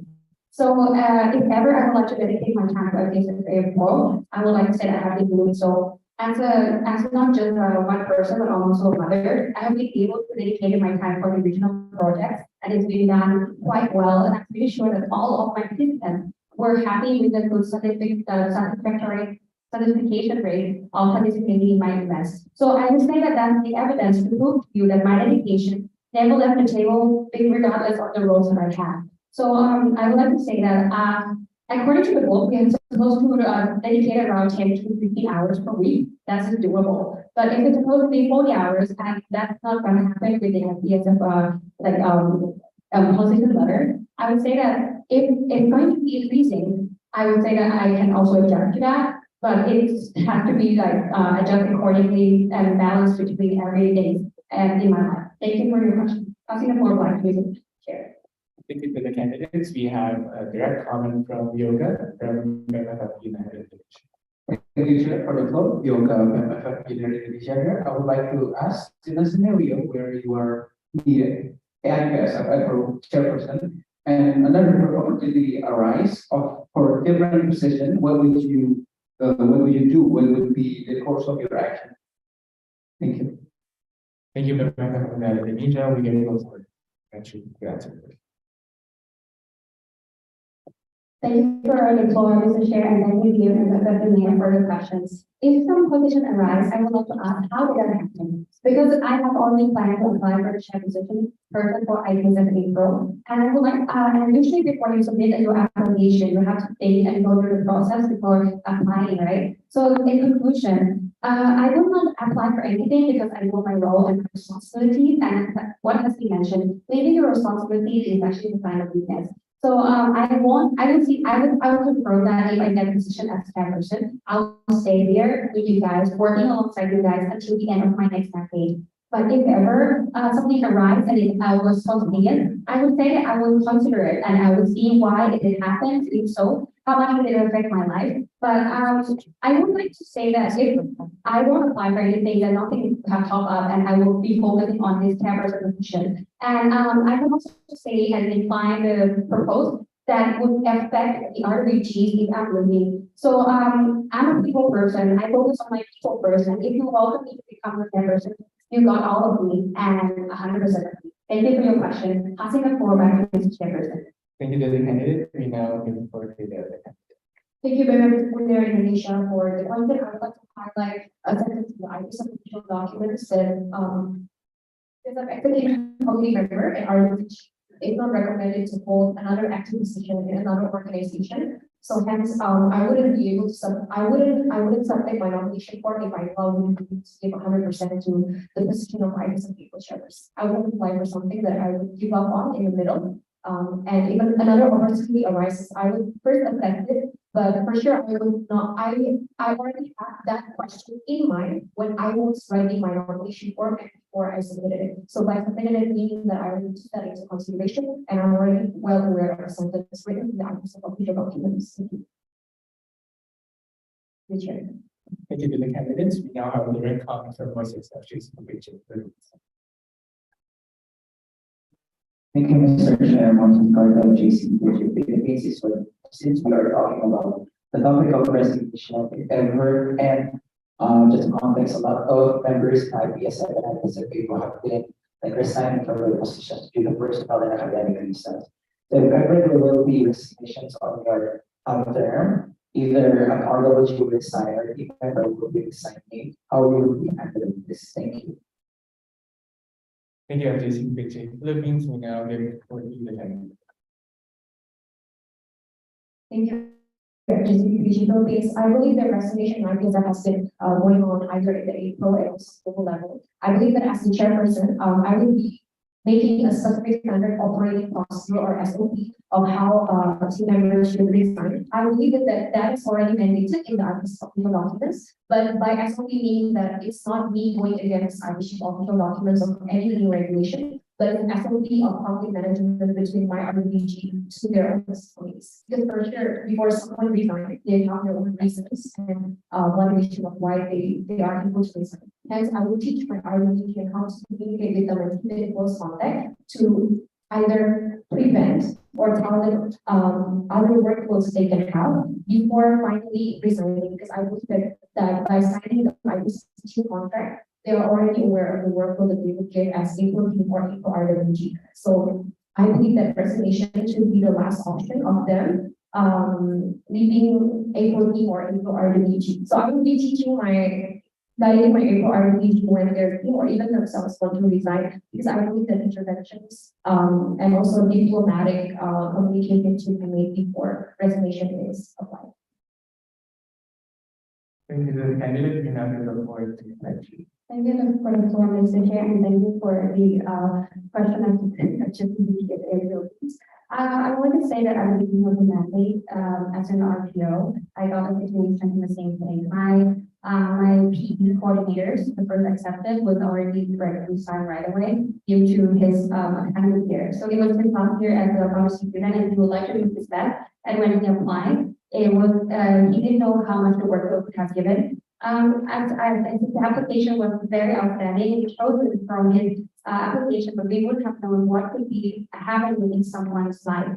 So if something happens to them physically, mentally, or something that they really need to resign, I would like to say that these have to go to a professional methods. So I could give you an example when the PE coordinator resigned. I asked my department meeting what could I do, and then it followed the protocol by sending the resignation to the Secretary General, and also we have the process of recruiting another PE coordinator internally with them sending the application to us, and also we voted on who could become the next PE coordinator.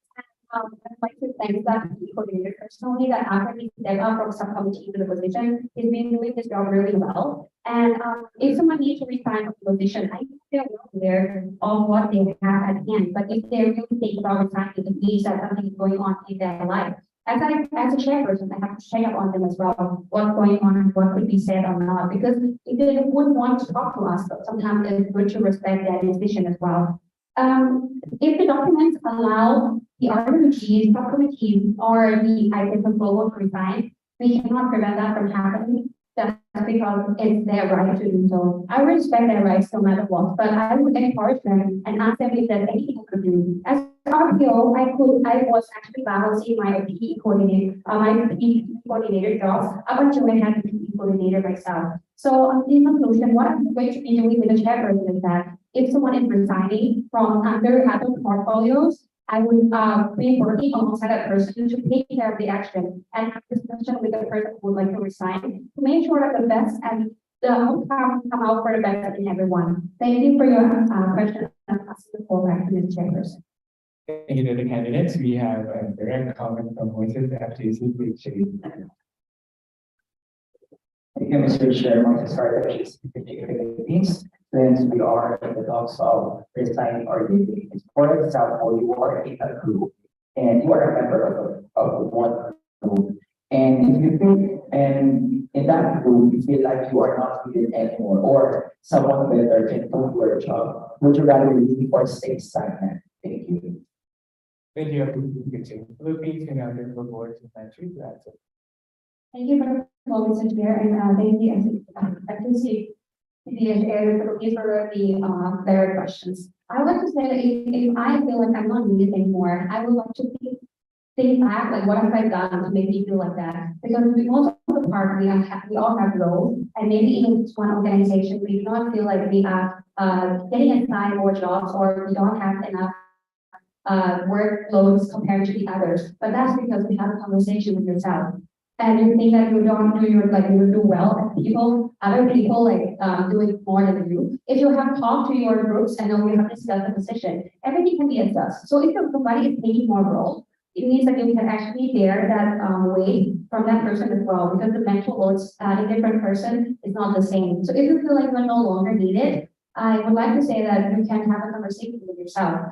I would have a conversation with myself, asking why. And then if I found a pain point, I would directly ask that and work on my professional, I would develop myself to reach out to people because staying here by myself would not change anything. But if I reach out to people, having a communication, and they think that I belong there, I will stay there. But if it comes to a conclusion that they don't feel like they need me anymore because they do not have jobs for me, or they would like to would be like me to leave the groups that have to be following by the protocols or the statement of the official documents and or the agreement of the group.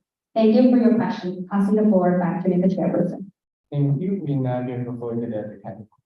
Thank you, just to the Asian Philippines. I believe that as leaders, as future leaders, and also, let's say in a scenario, I'm a member of the group. The number one thing that we really have to uphold is the integrity of your self-awareness. Someone should be self-aware of their own strengths and weaknesses, and before even applying to a certain position or before even taking the job scope of a certain member of the group, you should be self-aware whether your skills and capabilities are truly needed in that position, or you could actually do better in another role. I believe that a group should be able to give designated roles with team members. Hence why I believe if you are self-aware, this situation could have been prevented. However, if this really happens, I would have an internal conversation with myself because number one, I'm still a member of the group, meaning that I still have responsibility in there. Number two, if ever the decision for me to leave, it should not come from me giving up, but it should come from the highest decision body of that side group, whether they want to tell me to leave, whether they have a specific regulation that would make me able to leave. Because I don't uphold the value of giving up in my life just because my skills don't need, just because my role is not designated. Giving up should not be an option that I would take. The decision of me leaving the group should not be up to me, but should be up to the entire sense of the group and the regulation that they have, whether they want me to leave or not. And I suppose if we are self-aware enough, we are able to take on the roles that we truly match with and the situation that represents. Thank you. Thank you, Chair. Thank you to the candidates. We are now moving on to new comments. We have our next one from Gita, is not part of the division.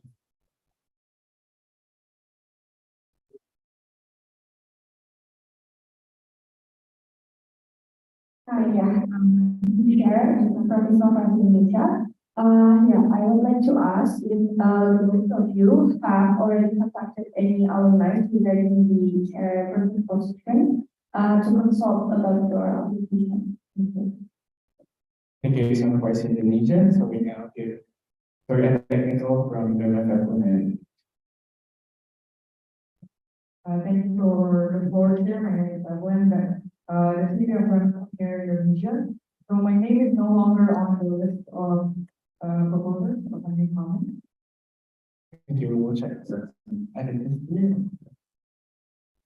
I was the next new comment after the previous one. It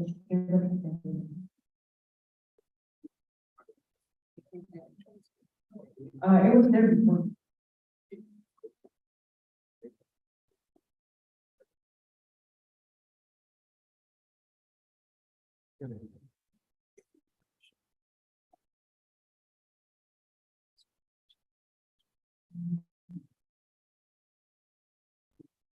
Can you check the live stream? Can I check the live stream? Thank you very much, Indonesia. Please give us a few hours.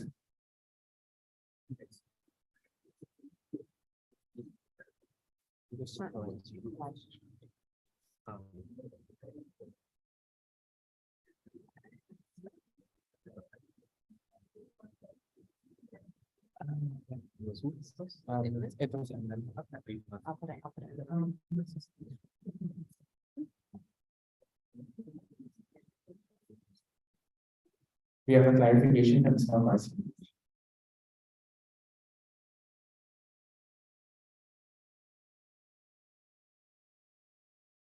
Chair, I would like to ask for a clarification and rules of the company's system since it's been a long time for them to send up. Thank you. Thank you so much, Indonesia. Yeah, please feel free to get the check.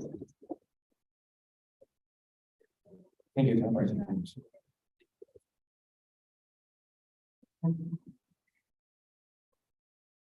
We have now updated the speaking list. The new comments should have been given to the level for notification, so we will be accommodating her new comments. For floor chair, my name is Evelyn, I'm the VP of Governance here in Indonesia. So my question is, what are the implemented innovations to IPSF APRO, for example, new projects, awards or events that you are proposing in your next mandate, and what are your considerations? Thank you. Thank you very much for the information. We now give for the candidate to highlight. Thank you, Chair. Thank you very much for being here in Indonesia for the question. I believe that I have mentioned several advancement and progressive projects in my nomination form as well. But as you can see, my aim of figure is not only for projects, but also for people and product. So for resilient people, my new innovation is that I will develop new regional works, such as best new association and best project.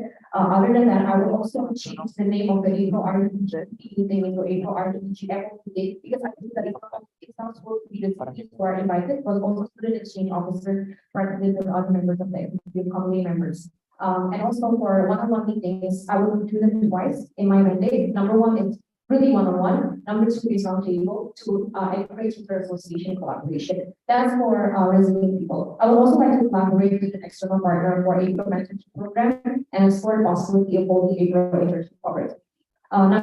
Number two, for resilient process, I mentioned several adaptive progressive projects here in my nomination for the first one that I would instill a new competition for PG, which actually has been done before since 2 mandates ago, which is the APRO debate competition. Number two is that I would add on more competition, such as hackathon, industrial case, and also pharmaceutical Olympiad. Another thing I would like to explore is the possibility of APRO to be able to increase the skill in UN related facilities. So I will explore the possibility of whether my RPO will be able to model WHO or not. And for resilient products, which is events and partnerships, I will be doing APSE training and handover facilitation with the APSRC and USRC. Because as you can see, even though IPSF has an IPSF affiliation coordinator in IPSF Global, the amount of alumni that we can reach out is a bit small because we are disconnected from the pandemic. Hence why when I'm meeting with the new APSRC, PPRC, even PPRC whose online event was held in 2019, I will facilitate the handover and also consultation between them and the alumni that I have contacts with, so that they can learn from pre-pandemic times on how they can manage their events. Those are the innovations that I would like to uphold. However, that only comes from my chairperson portfolio. I will still be open for opportunities from my other organization members as well. Thank you. Thank you, Heidi. We now give the floor to the other candidate. Thank you very much, Mr. Chair, and thank you for the question of the mayor. The initiatives I would like to raise is that we would like to continue what we have existing this mandate as an RPO. I managed to continue the projects from my previous RPO, and I will continue to do so. Last year we had the literature review competition, and this year we have already done it and completed the literature review competition for the second time. The new initiative that I have this year that I would like to pass on to the next year is that we are going to host the International Scientific Conference with IPSF Global. And this was certified by the chairperson of pharmaceutical event. So I would like to go back to last year when I was sitting for the RPO position. They were asking what would that be my focus on, and I knew that pharmacy education was actually missing from all the projects that has been going on for the past 3 years. That's why this year we have already initiated 4 projects, Journal Club and International Scientific Conference to the RPO. But next year, as a chairperson, I would like to do more in terms of supporting my member organization and also my RPG members. First thing is that I would like to initiate an up-to-date calendars where all of you can check in all the time on what is going on with the current events and also projects. For example, you could go on this and you'll be updated all the time. I see from the class experience that we have always been sending emails, and sometimes we miss the emails because it can be sent at night at the time we are not available. But if you have one website or one site and you can come and see it all, it which means that MOs will also increase their accessibility and the transparency of projects and events that IPSF APRO is going to do. Second thing I want to increase, actually this is from your suggestion yesterday, I would like to increase more social events among IPSF APRO members. I have initiated something called First Friday Coffee for our RWGs where we like talking about work. We could talk about our life, our days, and more of like having a coffee and have a conversation with colleagues, friends, and work members. And then this should be done the same to the MOs. Personally as an RPO, didn't have a chance to talk to all of you just because I was doing my project and because of the limitation of participation is depending on your availability and your time for me. So by doing that, the chairperson and the other chiefs, not just chairperson and RRO, but the rest could also get introduced to the MOs and have a conversation with. And I would also like to initiate something called proposal box. So that besides IPSF APRO sourcing its own projects, all MMOs will take up projects. We could also actually propose something together. But not just the CP or SEO can propose it. Any members from IPSF APRO to submit their project proposal, and we will do our best to accommodate that person's need for the project. So if ever it's going to be a collaboration between MOs, we would like to be part of it too. Because as of now, we have been running as part of like an individual organization, and I would like us to be working together. Because I don't want to work for you, I want to work with you guys. That's why all the initiative that I comes is more of connecting between me and you and many more internally, outside me. And also one thing I'd like to mention is that we have so many alumni from pharmacy school that is existing in the whole ecosystem of the world. And I would like to initiate a connection between us and the alumni as well, because they used to be us. Maybe some of them were sitting here. I just would like to say that IPS next year is initiating the alumni package because maybe one of them didn't get a chance to join because of financial situation. And now when they already have the control of their own money, they can come to IPS as well. So I would like to initiate projects and events that we could include alumni to work with us because it's never too bad to get support and help from those professionals that used to be us. They understand as well, and they will continuously support us because they know the true and core value of becoming a pharmacist or pharmacy-related, pharmacy-regulated is to be a connection, and we keep continuing our partnership with that. Thank you for your question. Passing the floor back to Mr. Chairperson. Thank you for the candidate. So we now move back to the new comment from Ms. Maparsa Indonesia.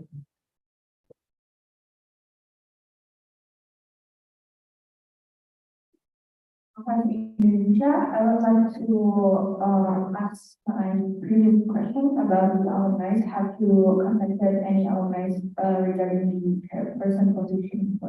Thank you. Thank you so much, Indonesia. So we now move to the candidate that's the question. We have a clarification from the candidate.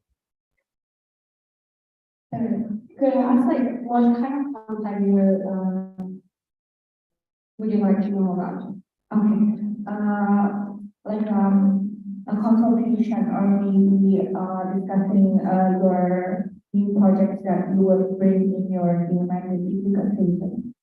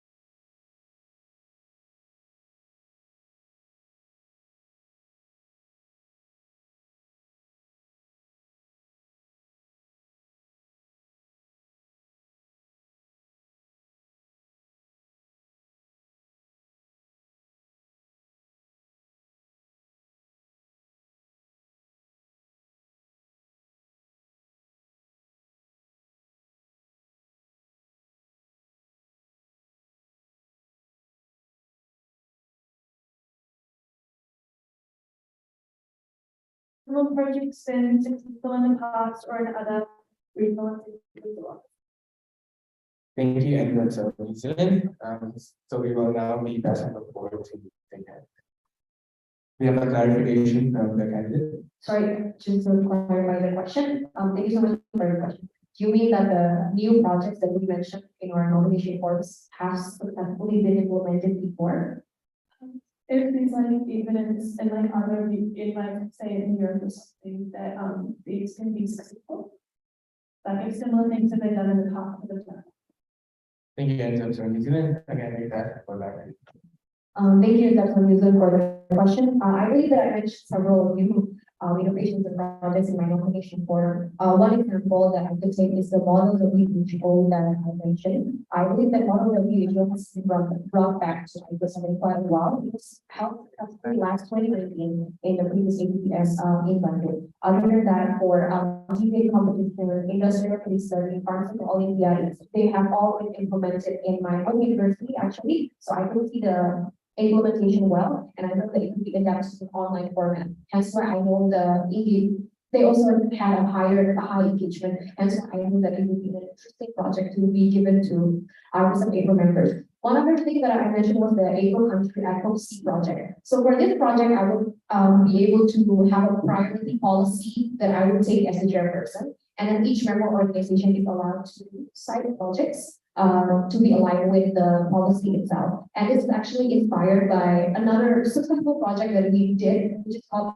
APRO Country Research Project. So every single new projects that I brought in my nomination form, they have all been researched well, and I made sure that they have the potential to be successful and also to reference from past projects and other organizations. Thank you. Thank you, Heidi. We now pass on to the other candidate.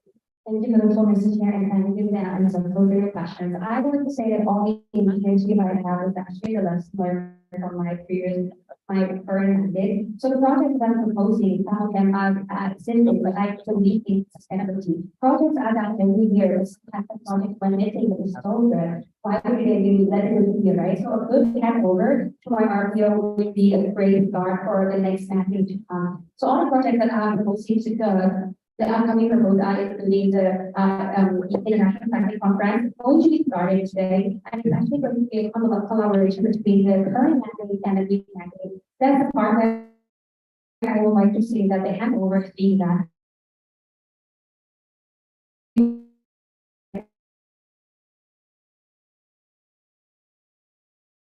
What I think is initiated and is going to be successful is that bringing the projects to the people, because like as we know that we have done so many projects, and then a lot of events we have to find the location of the host, and it's actually not possible for some people because of their financial situation and also because of their availability, right? So the new initiative regarding the projects, bringing the project to the region and to the people, to the member organization, would allow all the member organization or members to join close to their home and have a peacefully thought that okay, enjoy IPSF project. So more than that is the AMR hackathon that I've done before, and then we expand the project to IPSF, and IPSF. But One Health tackling AMR is not just for professions but all. So the One Health has to be expanded. I would like to get the official or government organization to partner with us as well. So in conclusion, I would like to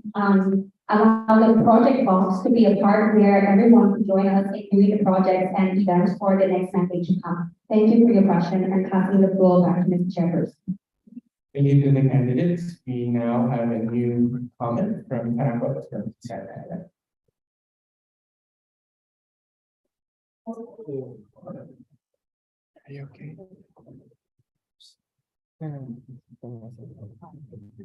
Thank you for the call, Mr. Chairperson, and for comment from Peter Keller. What is the situation in town today that you ensure the most?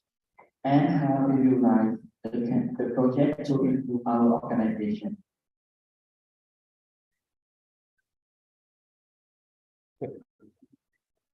Sorry, can you repeat the question?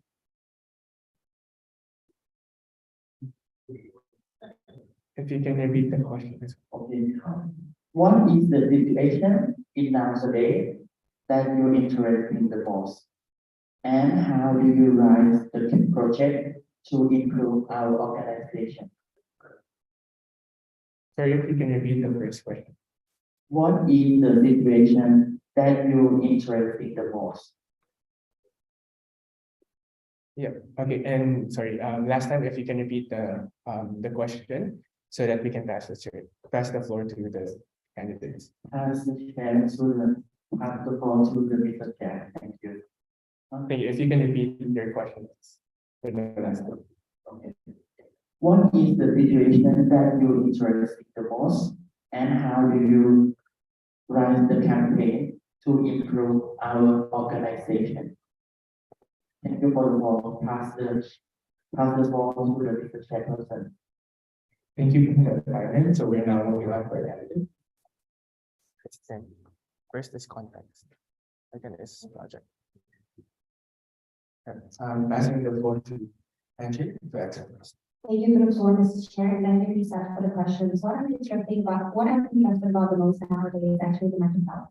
As I mentioned during my speech, mental health is something that is very important among us all. We all share the same dreams, no matter our geographic or location or our financial situation is the stress. So I would like to focus on the mental health awareness among pharmacy students in the region. I have started the study to do the mental health awareness and stress evaluation in pharmacy students and in our member organization to evaluate whether what is the factors of their stress and what could we do as IPSF APRO to support them in the near future. This study is done under pharmacy education portfolio, so that in the future we could maybe enforce it and pass it on to all the member organization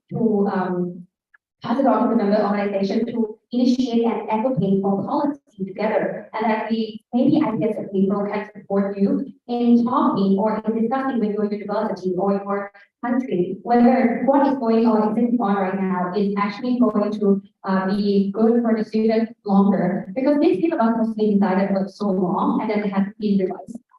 And we lost a lot of people along the way, both physically, mentally, and often we lose them. And I feel like the mental health of all of us is what I would like to care for the most, because I would like all of you guys to be in this room again and we get to see each other at the end of the day, no matter what. Thank you for your questions and asking the floor back to the chambers.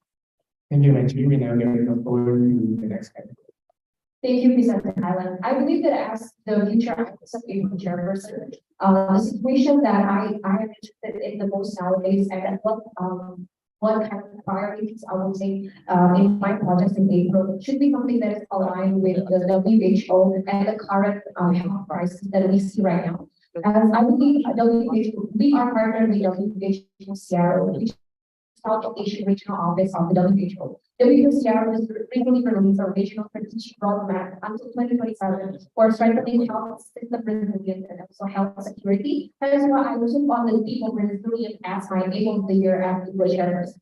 Because I want the projects of APRO to be aligned with WHO, because we are in official relations with them, send delegations every year to WHO. I believe that IPSF has taken so many health topics in the past years, including men's mental health, factory health, climate change. There are so many topics that IPSF has brought up. But what I see now as the urgency and also priority is something that is happening in the Asia Pacific region. And I believe that we should be aligned with WHO and also the Asia Pacific regional offices of WHO when we are trying to find the topic priority of our campaigns. And that actually interests me the most right now, seeing how there is how WHO also talking about health resiliency as one of the priorities of the year. Thank you for the candidates. We are now moving on to the next new comment from Francisca Gamapa UG and Television. Thank you, Chair, for the floor. This is UGM. Imagine you're elected. What's the top advice would you give to the students? Thank you. I'm giving back the floor to the chair.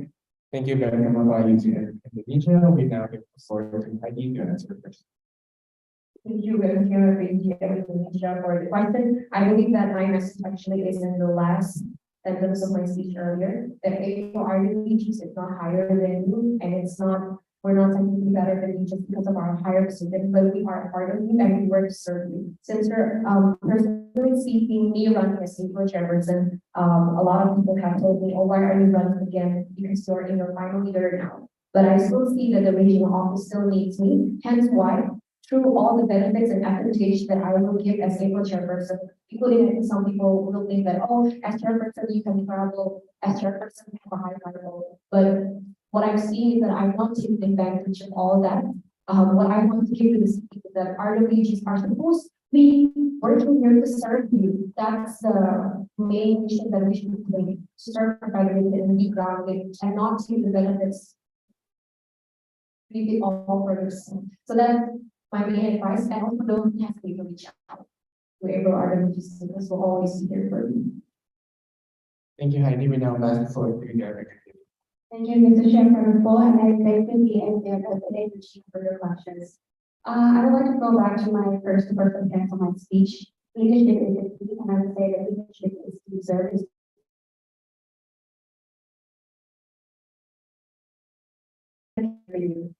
Chairperson, I would like to do that no matter what struggle you are going through, or the battles that you are going through, CPs can always contact ideas of April for clarification, for completion, and also for our support. We see that a lot of events hosted, or we can see that for this year, IPSF 2023, I've been working there for a long time. And I know that he's also been working with the teachers as well to accommodate your needs. And today we are here in this room because our youth have done their best to make it happen. And some projects might not be true, but as a new chairperson, I just would like to confirm that you can talk to me anything for you, and we will try my best. I will try my best to accommodate what your needs and care, because everything is manageable and everything is changeable. It just will only you tell me about it. And also, I would like to say one key thing is that communication is the key.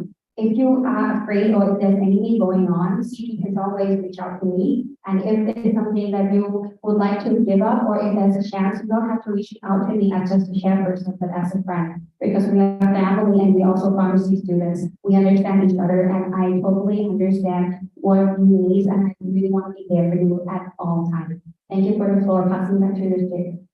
Thank you to the candidates. We now have a new comment from Vinaya, HMF APRO. Thank you, Chair. For something happened with the IPSF media, but you want something from the current mandate that you would like to improve in the upcoming mandate if you are giving the floor back to the chair.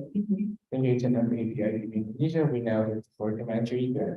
Thank you for the floor, Mr. Chair, and thank you, the chair, for your questions. What I learned from this mandate is that it's a transition between the online world back to on-site thing. And what I can see is that we are having something called reverse overtalk, which means that I was wondering, like, we were living in real life for a long time. But once we went online and now we come back to on-site, it's really hard to adjust even to ourselves. And I learned from my subcommittee that some of them might be able to adjust to the transition between their education from online. Now they have courses at their university, and they feel like they cannot really contribute or really support ideas of people as they could. So this is the part where I want to focus on the people. I like to be a part where all the subcommittee, not just under not just on my RPG, but also the subcommittee and can reach out to me as well. So I would like to have a centralized conversation where they feel comfortable to reach out to me for their comfortness or any work. So that's what I want to improve on in terms of RPG. And also in terms of projects and then task delegation, I want to say that it's been a very challenging thing to do because we have been doing a lot of projects in collaboration, and some of our teams are like available to support each other at a time, which is okay. Sometimes I am not available as well. And I would like to say that I would like to initiate in Canada, where we can say that availability of our regimes are near that time that is visible to the other regimes, so that the other person can step in and support our regime as well. Because I think that would allow us to work more smoothly, and also would allow the projects to be at events to be done accordingly as well. Thank you for your question. Go back to the chair. Thank you, Manager. We now move forward to the Thank you, Pinaya. Thank you, Chair APIP Indonesia for the question. I believe that as a future APRO chairperson, we should be able to research well on what our current members needs. And to be able to answer this question, we should have been researching about what's currently lacking in our mandate right now. The first thing that I would like to point out is that regional office, we are not in full capacity of accommodating the needs of our student exchange officers. Hence why I mentioned SEO in my nomination form, because I would like to include student exchange officers in every single meeting, one-on-one meeting, and also initiatives like April Spotlight, because there's a lack of involvement in the regional office and meeting guidance as well. Number two is the lack of engagement with alumni.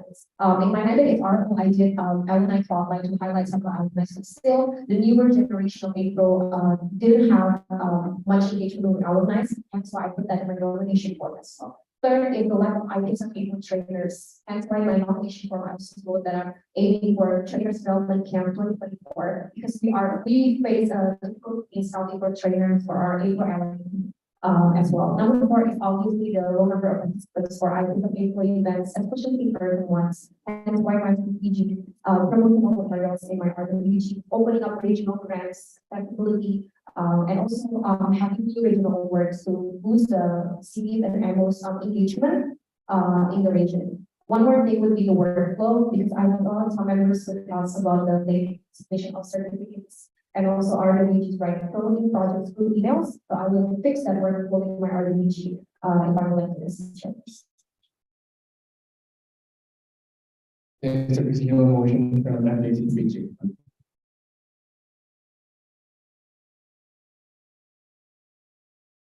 So that was started JC, which is please over to raise a motion to decrease the limit of the asked question answer portion, which is so the answers of the delegation will be for a minute. Thank you. Instead of 20 minutes, instead of 2 minutes, we will just do 1 minute per candidate. Thank you. Thank you, MPC the Philippines. Do we have a seconder? Seconded by Enza Solis. We will now be voting on this motion. A motion to decrease the time limit of the answers by the candidates for the chairperson position to only 1 minute. All those against, please raise your voting cards. I see none. This motion is carried unanimously. Scrutineers, please raise the green card for 30 seconds left and the red card for that. Thank you. Okay, we will now be moving on to our next new comment from Alicia, the USD Indonesia. If Alicia, you can raise your hand. Thank you very much, Chair. I'm Alicia from USD Indonesia. The question is how you measure your dam or any year can be factored in every single project and initiative. Thank you. Thank you for the chair. Sorry, we have a clarification from the nominee. If you could please repeat the question. How you measure your dam or aim of the year will be your dam or aim of the year can be translated in every single your project or your initiative. Thank you.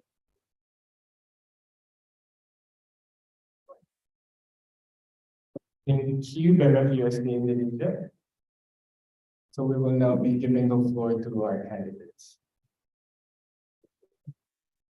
Thank you very much, USD Indonesia. I believe that when I was writing my nomination form and reading the April of the year, let's look at the process of product of April. I did my research in trying to align ideas of April with the needs of with the aim and vision and mission of our partners such as WHO as well, and the current needs of our Asia-Pacific region. And how I see April needs to be resilient now. So I made sure my team will be well translated by working with my RPO when they're trying to raise more for projects, as well as my RPO when they are trying to tell their social media team to copyright, because every single message that we produce on our publications and on social media will be addressed back to our team. So that's how I ensure that every single publication, project, initiative, message that we are delivering are all aligned with the indicator that I'm doing as chairs. Do you mind giving out your floor to that? Thank you for the floor, Mr. Chair, and thank you, for the questions. I'd like to say that when it comes to the theme, it comes from me, but the chairperson is actually the one who set the mood and talk of the original working group. So when it comes to leadership, how would it be translated? I wouldn't be able to describe in words, but throughout the support and the leadership style that I have, I'm pretty sure that all the things that I have this year, which is to advocate, to collaborate, and to empower, I'm going to be translated through myself personally, and it will be growing through my actions in terms of supporting my early member organization. The theme this year, I would like to say is that I will continue after my current chairperson. He said we have to leave no one behind, and now it's time to create the concrete actions to include everyone into our association. Thank you for your question and pass it so back to the chairperson.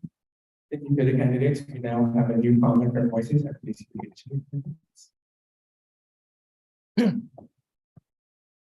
Thank you, Mr. Chair. Moses Sarka, GCPG Philippines. If I'm not mistaken, the next WHO APRO will be in Manila, Philippines this year. And in case the director of the WHO asks you to provide a statement